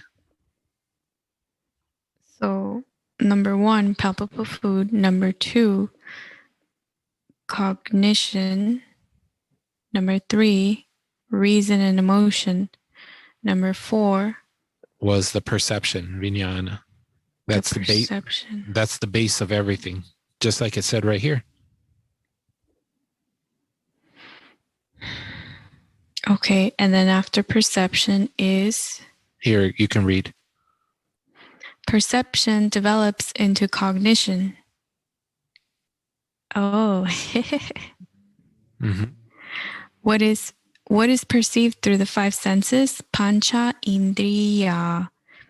Indriya is brought to the thinking brain or cerebral cortex, mano, which uses rational thought and memory to give meaning to what was perceived. This way, a percept. You mean, like, does it mean a perception? Yes. You know how you say instead of conception, you say a concept? Yeah. So it's like a singular thing? I think it's spelled wrong. I think it's supposed to say precept, right? No. It's just percept. Oh, so it is right. It is correct. It's never seen this word before. Okay, this way a percept, vijnana, is transformed into a concept. Dhamma.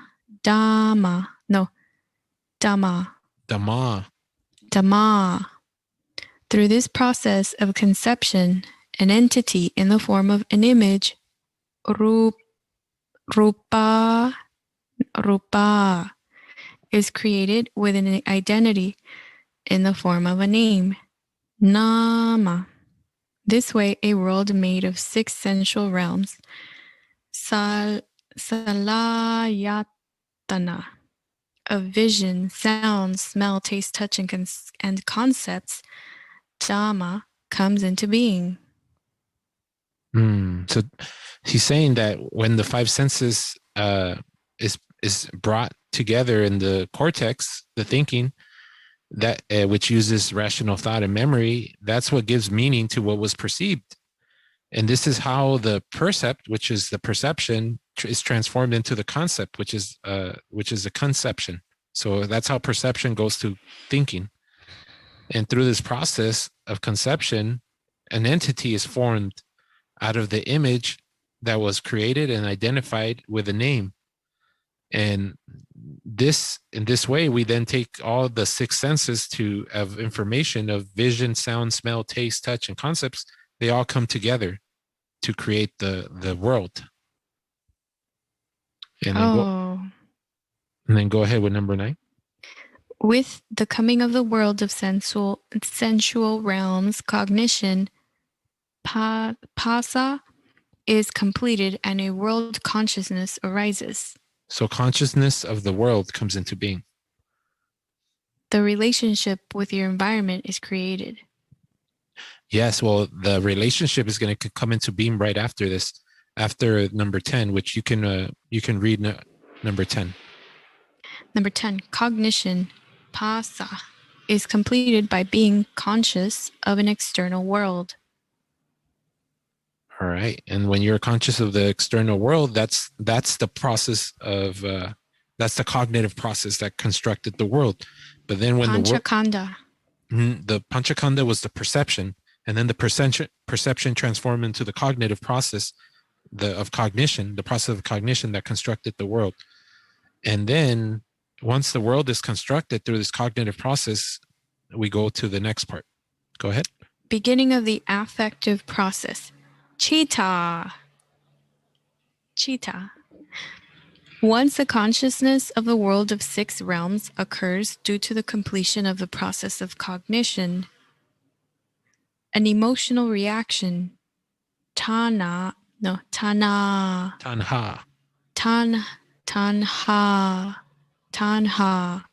starts in relation to perceived feelings Vedana. Vedana. So here, once the consciousness of the world of the six realms, the six senses, occurs due to the completion of the process of cognition, an emotional reaction starts. And it's always in relation to the perceived feeling, meaning when you interpret your circumstances using your cognitive process, that triggers an emotional reaction based on your interpretation. And usually your interpretation is what interprets whether a sensation is either pleasurable, painful, or neutral. And based on that feeling, whether it's pleasurable, painful, or neutral, there's an emotion that reacts to that. Whether it's a pleasurable feeling, then there's the emotion of lust. Whether it's a painful feeling, there's the emotion of hatred. And whether it's a neutral feeling, there's the emotional urge that there's something existing there. There's just something there. You know, right now we have a neutral feeling in our butts when we're sitting, and we think that the couch is there, or the earth is there, or whatever you think is there. You think it's there because it's a neutral feeling. Juan, the Buddha, when he became awakened, he let go of this. Oh, yes. That's the ultimate letting go. Absolutely. That's why I joke with all my friends, like the ones that are non-Buddhists. I said, don't worry. When something bad happens to me, I say, don't worry. The Buddhist practice is to let go anyways. But yeah, what were you going to say? I was going to say once the consciousness of the world of the six realms occurs due to the completion of the process of cognition, an emotional reaction starts in relation to perceived feelings. So this is the part. Okay, I remember once I asked during Bhante Sanata Vihari, he gives Zoom classes where he talks about the Dhamma. Yes. And I once asked during one of our Zoom meetings, I asked Bhante, why is it that arahants experience pain differently compared to normal humans? Yes. And because arahants, the way that they react to pain, they don't react to pain. That's the thing. They see pain as sensations. They no longer see it as, they don't have aversion to pain. Yeah. So there's no emotional reaction, no tanha. Yes. So it's like there's been stories, suttas, where they explain how arahants react to deadly situations. Yeah, to really horrible situations where, for example, one arahant, he was asked by a concubine, a wife. She was the wife of a king, and the king had many, many wives. I don't know how many he had, hundreds, I think. And one of the wives, he asked the arahant, please come and speak to us, come and share your wisdom. And he agreed to meet them at one of their, I don't know where it was, a palace or somewhere. So all the wives came to sit down and listen to this arahant share the Dhamma. Mm-hmm. And then the king had one of his soldiers or one of his servants. He caught this arahant in the palace with all his wives, and the king showed up, and the servants who were also like the king's guards, they accused him of bad things, and the arhat was just sitting there speaking. They asked him, what are you doing here? Why are you here with all the wives? And he was saying, I'm just sharing the truth with them. And he said they're like, who are you? And he said, I am a disciple of the Buddha, and I am. He's basically telling them, that he's awakened or enlightened. And they said, oh yeah, so if you really are awakened or enlightened, what are you going to do now? So they cut his nose off and his ears off, and he just sat there and he bled to death. But he didn't react the way a normal human would react, like cringing in pain, and anger. he just let it happen. He let go. He let it happen. And then he passed away. And that was it. Mm. He was truly a disciple of the Buddha. There's that sutta that the Buddha says, the simile of the saw, where he says if someone were to bind you and then start sawing off your limbs, limb by limb, that if you did not wish them to be well, happy, comfortable, and peaceful at any point, then you cannot say you're a disciple of the Buddha. And that Arahant did do that, huh? He did. You know who else did that? Who? My boy, Jesus. Jesus. Oh, yeah. When Jesus Christ was being crucified, he said, God forgive them, for they know not what they do. Yeah. He practiced what the Buddha taught. So very, very cool. A very cool story. But yeah, that's true. That's all about letting go, and they don't react. They don't have this affective process that starts reacting. Which is the Panchakanda. No. Tanha. Tanha. What does tanha mean again? Emotional reaction. Oh, it's right in front of me. Yes, tanha, emotional reaction. But they get rid of the emotional reaction because of. Well, yeah, it's kind of true. It is kind of because of the panchakanda. Because remember, we said the non-manifest perception, non-categorizing. Yeah, the non-categorizing. They don't categorize because they don't perceive objects anymore. Yes. So remember when I cut my finger? Mm-hmm. So I was trying. That's I think you said Ramdas said to go into the pain, go into the suffering, go into the fear. So I went into the pain and I just faced it and I just was present with it. And it didn't feel the same way it normally did when I didn't do that. You went into the sensation without categorizing like normal. Yes. So I was practicing letting go of panchakanda. Yes. You're practicing letting go of personalizing panchakanda. Yes. Yes. Yes, the Buddha said that in short, if you want to say what dukkha is personalizing this process of perception. And to personalize something, you're categorizing it. Oh, yeah. You're categorizing yourself and the world. And that's what it means. To personalize means to categorize. Yeah. I've never made that relation before, that connection. I don't think I have either. That's really deep. To personalize is to categorize. It is, Juan. And you know what? Now that you say it, it's based out of fear too. Because we're scared of everything, so we have to categorize it to know it. We're scared of everything that has caused us pain or suffering, so we categorize it. And every time we come to meet that situation again, that categorization causes us to personalize it. Yeah, and that's why Bhante Punnaji used recognize. You recognize it again. Oh no, I remember this. And that's why the little girl had claustrophobia. Yes. Okay, please read number 12. This emotional reaction brings about a dichotomy of the experience into a subjective reaction and an objective object to which the reaction occurs.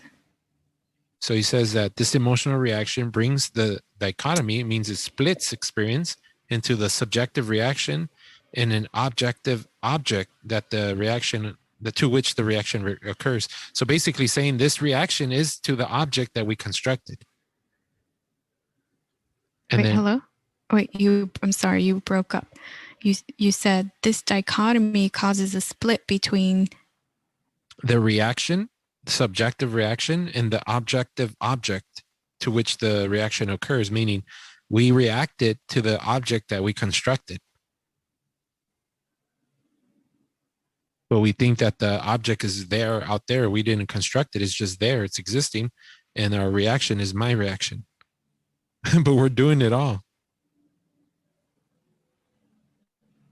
Oh, so we think that the objective item is something outside of us, but in reality, we're making it ourselves. You constructed it. Yeah.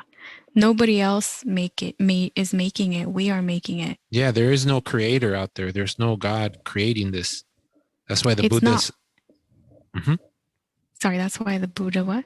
That's why the Buddha said, "I've seen you, creator." The mind was the creator. There was no creator outside. Yes, it's not happening to us. We're making it happening to us. Well, then it goes full circle, and it is happening to us. Like, no one's doing it to us. You can say that no one's doing it to us. It's something that's happening. Yes, nothing outside is making it happen to us. We are making it happen.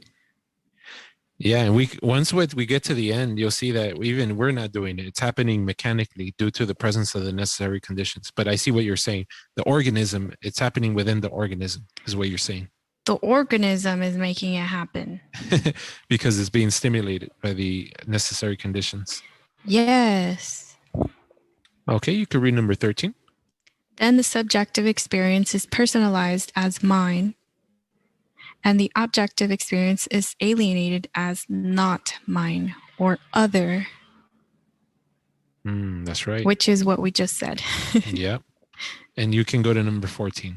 This personalization, upadana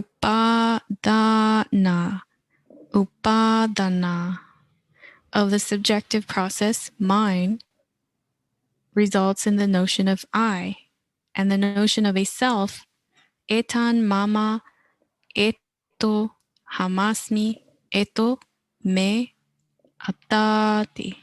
Yeah, I love that. That's a famous saying, Joanna. He always says, like, the person who suffers, he thinks there's a notion of I and a notion of the self. So basically the etam mama, so imagine Pali to be similar to Spanish. Etam mama is basically saying eso es mío. Etam mama is saying eso es mío. What is eso es mío in English? Eso means that is mío, mine. That is mine. So that's what he's saying by etam mama. Eso es mío. That is mine. Etom hamasmi is that is me. That is I. Eso soy yo, basically, he's saying. Eto hamasmi. And then eto me atati is eso es mi yo, myself. Eto me atati. Ata is self. Anatta is non-self. So eto me atati. So he's saying etan mama, that is mine. Eto hamasmi, that is I, or I am that. Eto me atati. I am that is myself. That's what we're doing when we personalize. Whatever the eto, whatever that is, usually the object, that is mine, myself, and that I am. You can go to number 15, please. Once the self has come into being through personalization, upadana, that self is only a feeling and not a visible object. Yeah, so here we're still, there's no object that we really pointed to ourselves. There's just a feeling of a self because of the emotion that it reacted. And then he explains how it becomes an object. Go ahead, number 16. Then the question arises, what is the object that can be referred to as the self? The answer naturally obtained is the body, because only the body is seen to occupy space and time. So he said that existence, a self, existence of anything, it means that something is occupying space and time. So here we had to point to something that occupies space and time if we're going to make the claim that that is myself, if that is mine, that I am, and that is myself. We have to point to something occupying space and time. And the answer naturally obtained is the body, because only the body is seen to occupy space and time. And then please read number 17. The body then becomes the self, sakaya diti. Even others begin to refer to the body as my self, and so do I. Remember that word, Sakaya, su cuerpo? Yes. El perspectivo de su cuerpo. Sakaya Diti. So we have this perspective that this body is mine. Even others begin to refer to this body as myself, or so do I. Go ahead with number 18. If the body that exists in space and time is myself, then this body that occupies time has a past, present, and future, which means I have a past, present, and future. This is how it's quickly going to turn bad. Go with number 19, please. That means that the past of the body becomes my past, which is birth, jati. The future of the body becomes my future, which is death, marana. Yep. The present of the body becomes my present, which is aging, jara. Jara, yeah, you had it right. So now that the body is myself, because we have to point to something occupying space and time, now the time of the body, which the past, which is birth, the future, which is death, and the present, which is the aging process, is now mine too. Now I was born, I'm gonna die, and I'm getting old. That's the biggest that's the biggest problem we face, right? We don't like getting old. we spend so much money trying to fix that problem. Only because that's what society teaches you, that becoming old is bad. Yeah, it's bad, and you should hide it. And that it's a shame, it's shameful, and it's not, it's natural. Yeah, that's what Ram Dass, he spent a lot of time teaching that, and how to, he spent a lot of time talking about aging, and he would talk about what you just said, how society doesn't want to recognize or accept that. You can read number 20, please. This means by making the body myself, I have become subject to birth, aging, and death. Along with this identification with the body comes grief, soka, lamentation, parideva, pain, dukkha, distress, domanassa, and exhaustion, upayasa. Keep going. Number 21. If the body was not myself, there would be no birth, aging, and death for me, no grief, lamentation, pain, distress, or despair. Damn, doesn't that sound nice? Yeah, if you're able to gain this perspective, you will not, basically you're not going to suffer. That's right. That's the key. We're freaking suffering because of a thought, of a belief, of a perspective. Yeah, because of a way of seeing the world. Yeah. Because of the way we see reality, the experience that we're having here. Oh yeah, even better. Now you're talking my language. Absolutely, you're right. This experience, that's the fundamental, is experience, and how we overcomplicate it and we take it as real. Then he explains how the body becomes myself. He explains how the Sakaya Ditti comes about. And remember, Sakaya Ditti, Joanna, was the first chain of existence. Remember from last episode? The first chain, yes. So now he's going to explain to you how this first chain even occurs. Whoa, are these the 10 chains? I don't think he's going to go for each one. I wish. But he's going to tell you about the first one, which is our biggest, or the chain that's most apparent. Okay, how did the body become myself? Sakaya Ditti.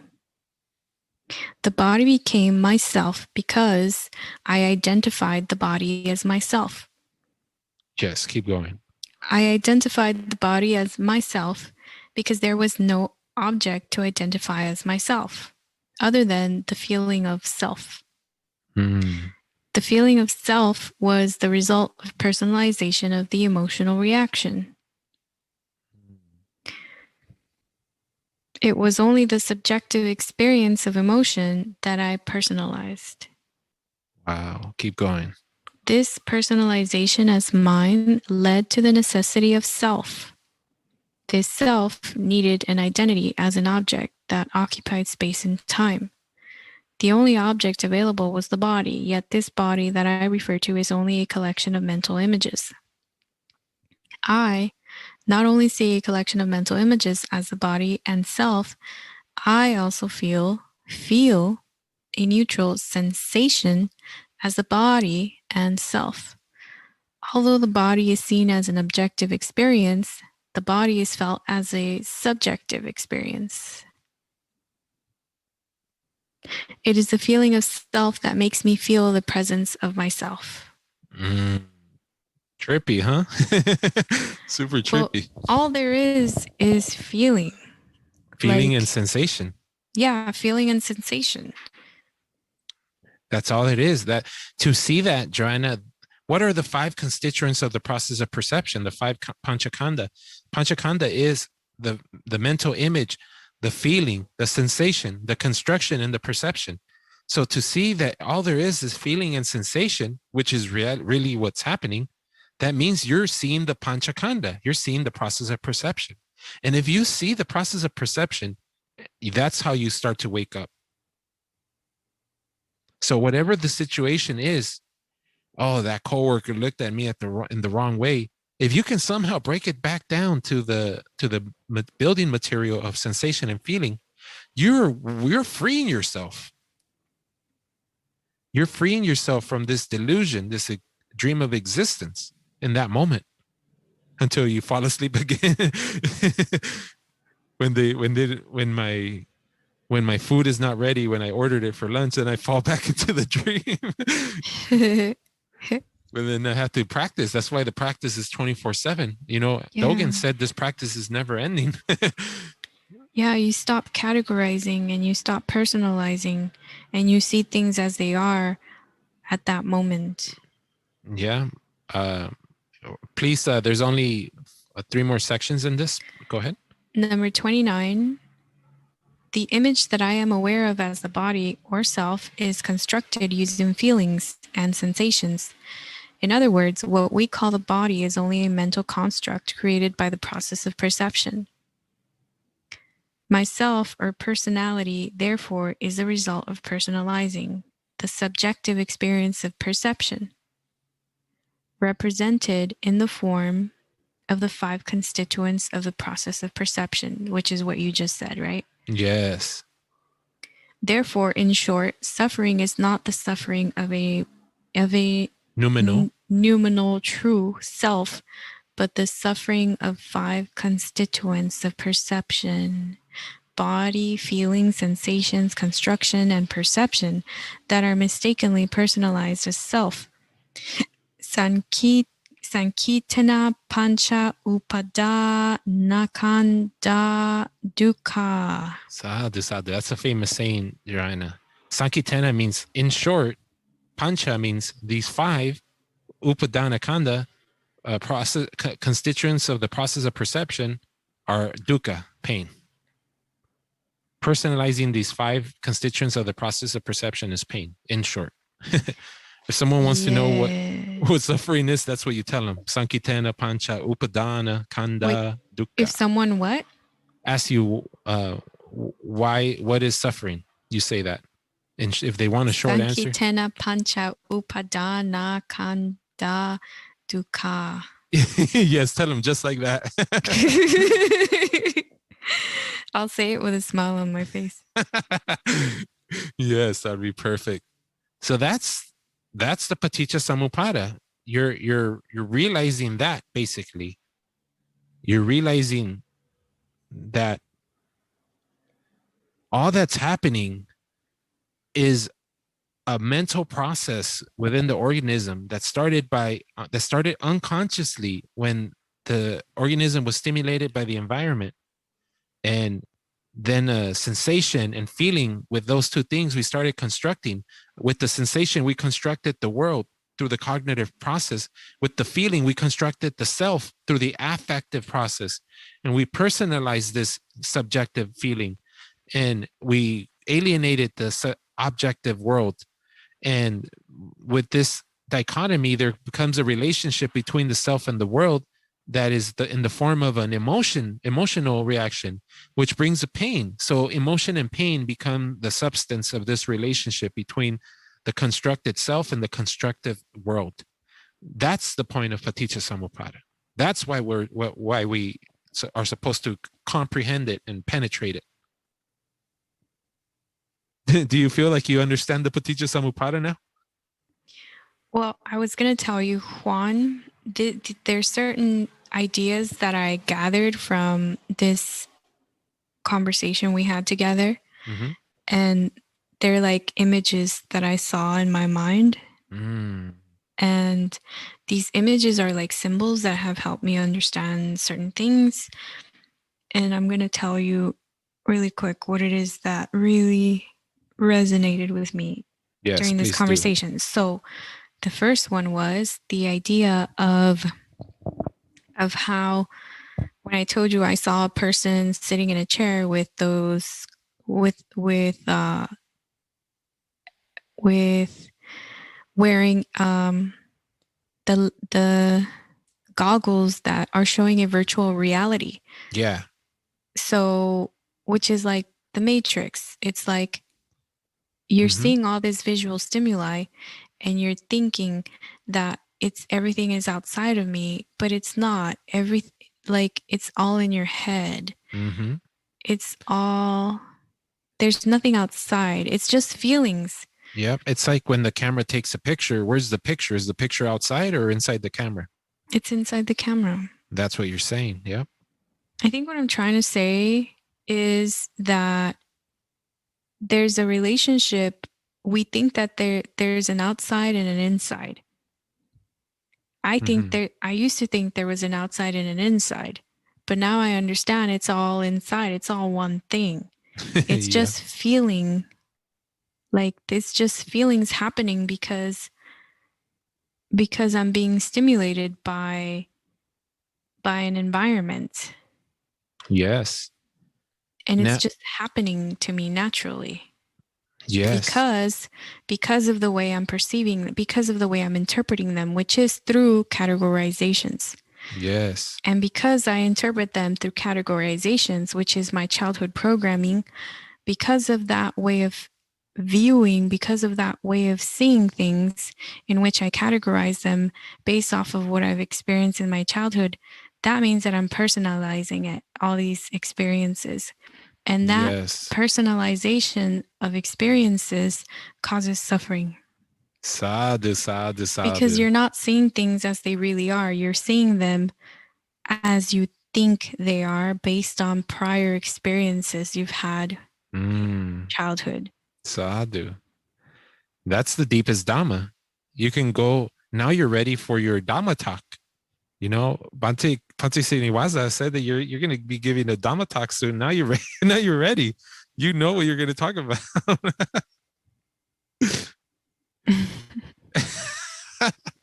You are ready. That was as deep as you can go, Joana. Thank you for summarizing that. That's true. That's pretty much what has really like spoken to me throughout this conversation. And I now can say, Juan, I understand what you're talking about when you say subjective and objective and the splitting of subjective and objective experience. Because before the first time you explained it to me, I was like, can you say that again? And then after you said it again, you're like, do you get it now, Joana? And I was like, I just didn't get it. And now I get it, Juan. I get it now. Hell yeah. Well, I'm super happy that you get it now. You know, when you didn't get it the first time, I got self-conscious. I'm like, did I even explain it properly? But it was thanks to Bhante Sanata Vihari, who told me later that he thought I explained it properly. But no one that I've encountered can explain it more properly than Bhante Punnaji using the words of the Buddha. And that's what we experienced. That's what we shared with all our listeners right now. And I feel so blessed to have come across this teaching. And I'm so happy that Joana and I can share it with everyone. This is why we wanted to spend 2 parts on Bhante Punnaji's book. And this is just a small section. This is a small section of the 3rd book, which this book that I have for download in the video section in the description. This book is comprised of 3 books. And this is the end of the 3rd book. Like, we started at the deepest part.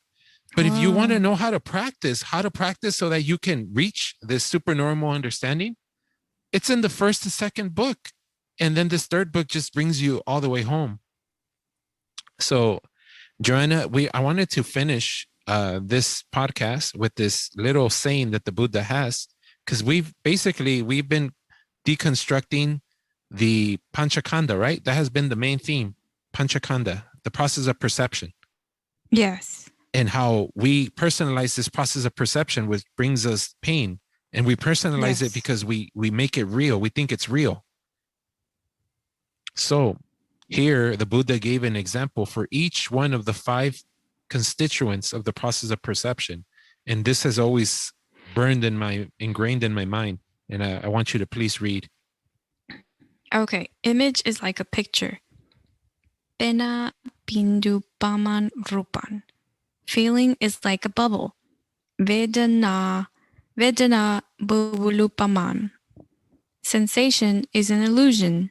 Marichi kupama sanya. Construction like an onion. Sankara kadalupaman. Yes, construction is like an onion. Yeah, there's no pit, there's no core, there's nothing. Yeah. Perception is a delusion. Mayupamancha vinyanan. So said the kin of sun. Desitan dicha bandunam. That's what they called the Buddha, the kinsman of the sun, because the sun is the greatest thing in our solar system. But yeah, so image is like a picture. Feeling is like a bubble, because we mentioned that earlier, it's gone immediately. And by the way, Joanna, feeling is programmed in the organism to be gone immediately, because it doesn't want you to feel pleasure everlastingly, because it's then fleeting. It's fleeting. Like the smokes, the like puffs of smokes. Yeah. Smoke puffs, like Alan Watts said, smoke puffs. Yeah. So feeling is like a bubble, and then sensation is an illusion. Kind of here, by illusion, he means like a mirage. Feeling, sensation is like a mirage. Kind of like when you're in the desert and you're so thirsty and you think you see water in the distance. That's a mirage. That's how sensation is like a mirage, an illusion. And then construction is like an onion. The sankhara is like an onion. It's just you constructing using sensations on top of sensations on top of sensation. And we think there's something real to it, but there's nothing real in it. It's just layers. Kind of like Shrek said. Yeah, because if you look into it as it comes and you just keep looking into it, you realize it's nothing. It's nothing. And then perception is like a delusion. Here, he's kind of saying perception is like a delusion, or like something like a magician does. You know, when a magician does magic, he's just fooling you, right? Mm-hmm. That's what perception is like. It's like a magician fooling you, getting you deluded. The magicians use your limited viewpoint against you. Yes, and that's to manipulate you. That's right, and that's what perception is doing, because it wants, or the evolution wants the organism to only be aware of the stuff that will lead them to procreate and reproduce and pass on its genes. And it does that through Panchakanda. Through the Panchakanda. That's why this is the deepest aspect. And this is why the Buddha said, when he woke up and finally saw, he said, through numerous lives in samsara, I ran in pursuit of the Creator, but never did I meet him. So painful is repeated birth. But then he said, when he finally saw the Panchakanda and the Paticca Samupada, he says, now I see you, O Creator. No more will you create again. Destroyed is your foundation. Dismantled is the entire structure. The mind has stopped creating. The emotional urge has ceased. That's Dhammapada verse number 153 and 154. Wow. What a great journey this was, huh? Yeah. Any last words for our listeners, Joanna? Thank you for joining us, and hopefully we've given you some food for thought. Can you hear me? Yeah. I'm sorry, I didn't hear. I got cut off. Do you mind repeating that? Yeah, I said thank you for joining us, and hopefully we've given you some food for thought. And I would say that this kind of food is the food you really want to chew on. It is satisfying. I mean, at least to me it is. Hell yeah. I'm sorry I missed it the first time, but yes, that's perfectly said. Now you're talking my language. I get excited about this Dhamma, and I love sharing it, and I could talk for many hours. I'm not even tired. And I'm happy to have shared it with you and to share it with everyone. And yes, this is great food for thought. Let everyone not only listen once, listen many times, penetrate it, and then use this microscope to point at every facet of reality in your experience. So with that said, thank you everyone if you're still listening, thank you. May you all wake up from the dream of existence and reach the highest bliss of nirvana, the supreme peace, and remember to let go and become liberated. And may you all be well, happy, comfortable, and peaceful. And may you all live with ease. Sukhi Hotu.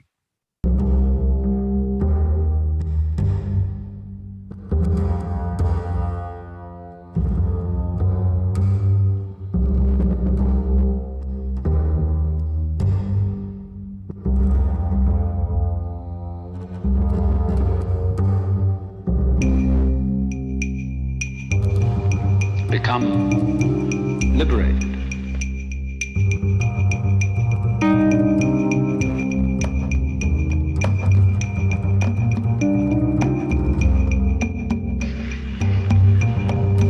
Become liberated. And when you find out, you see, that there isn't any way of forcing it, that for most people is the only way of getting them to stop forcing.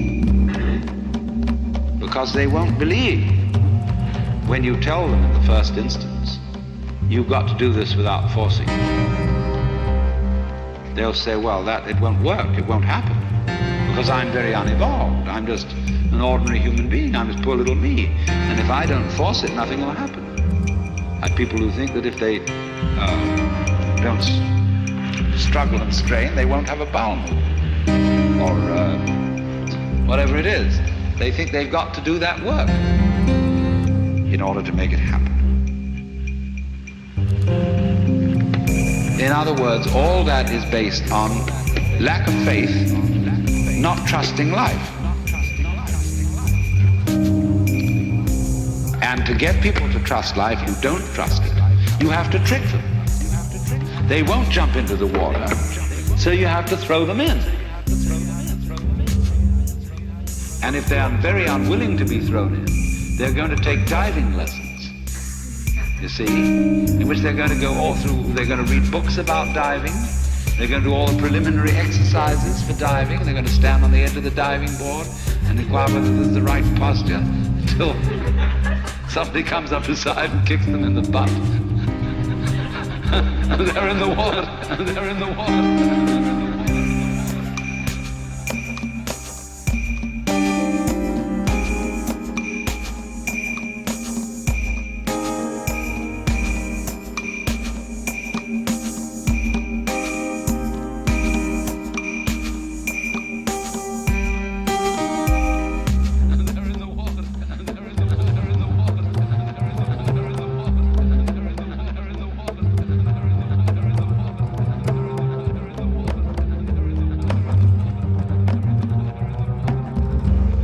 Become liberated.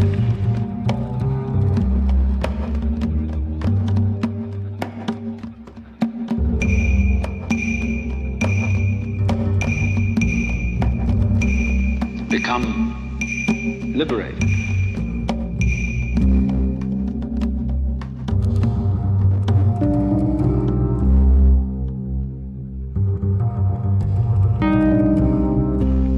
Become liberated.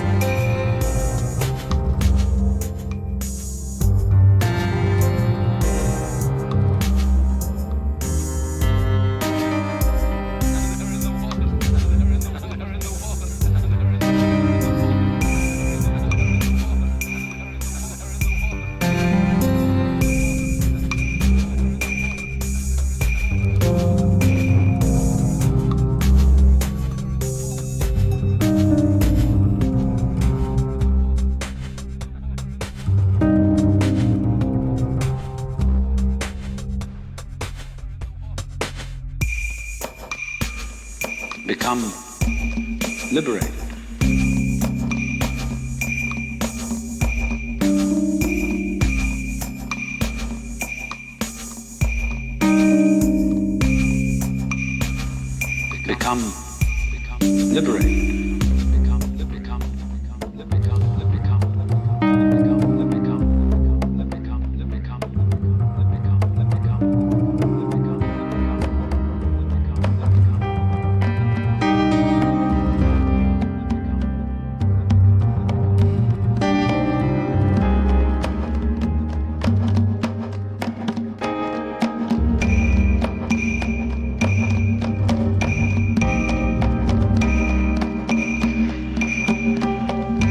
Become liberated.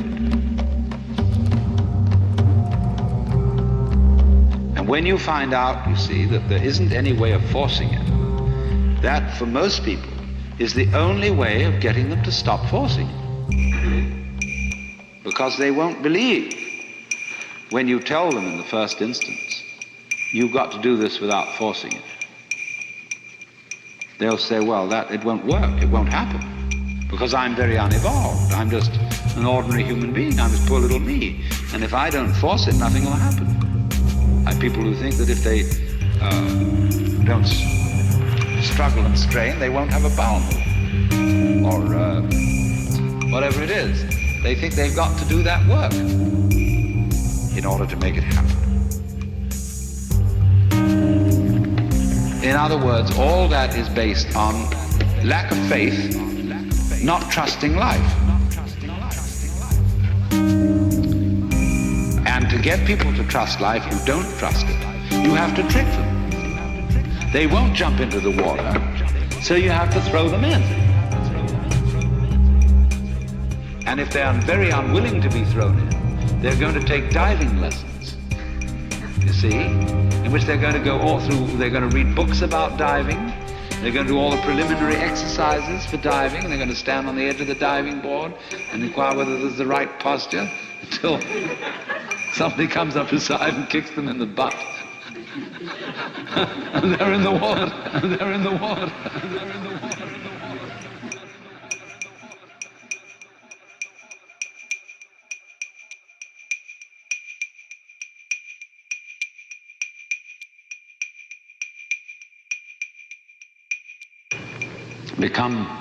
Become liberated.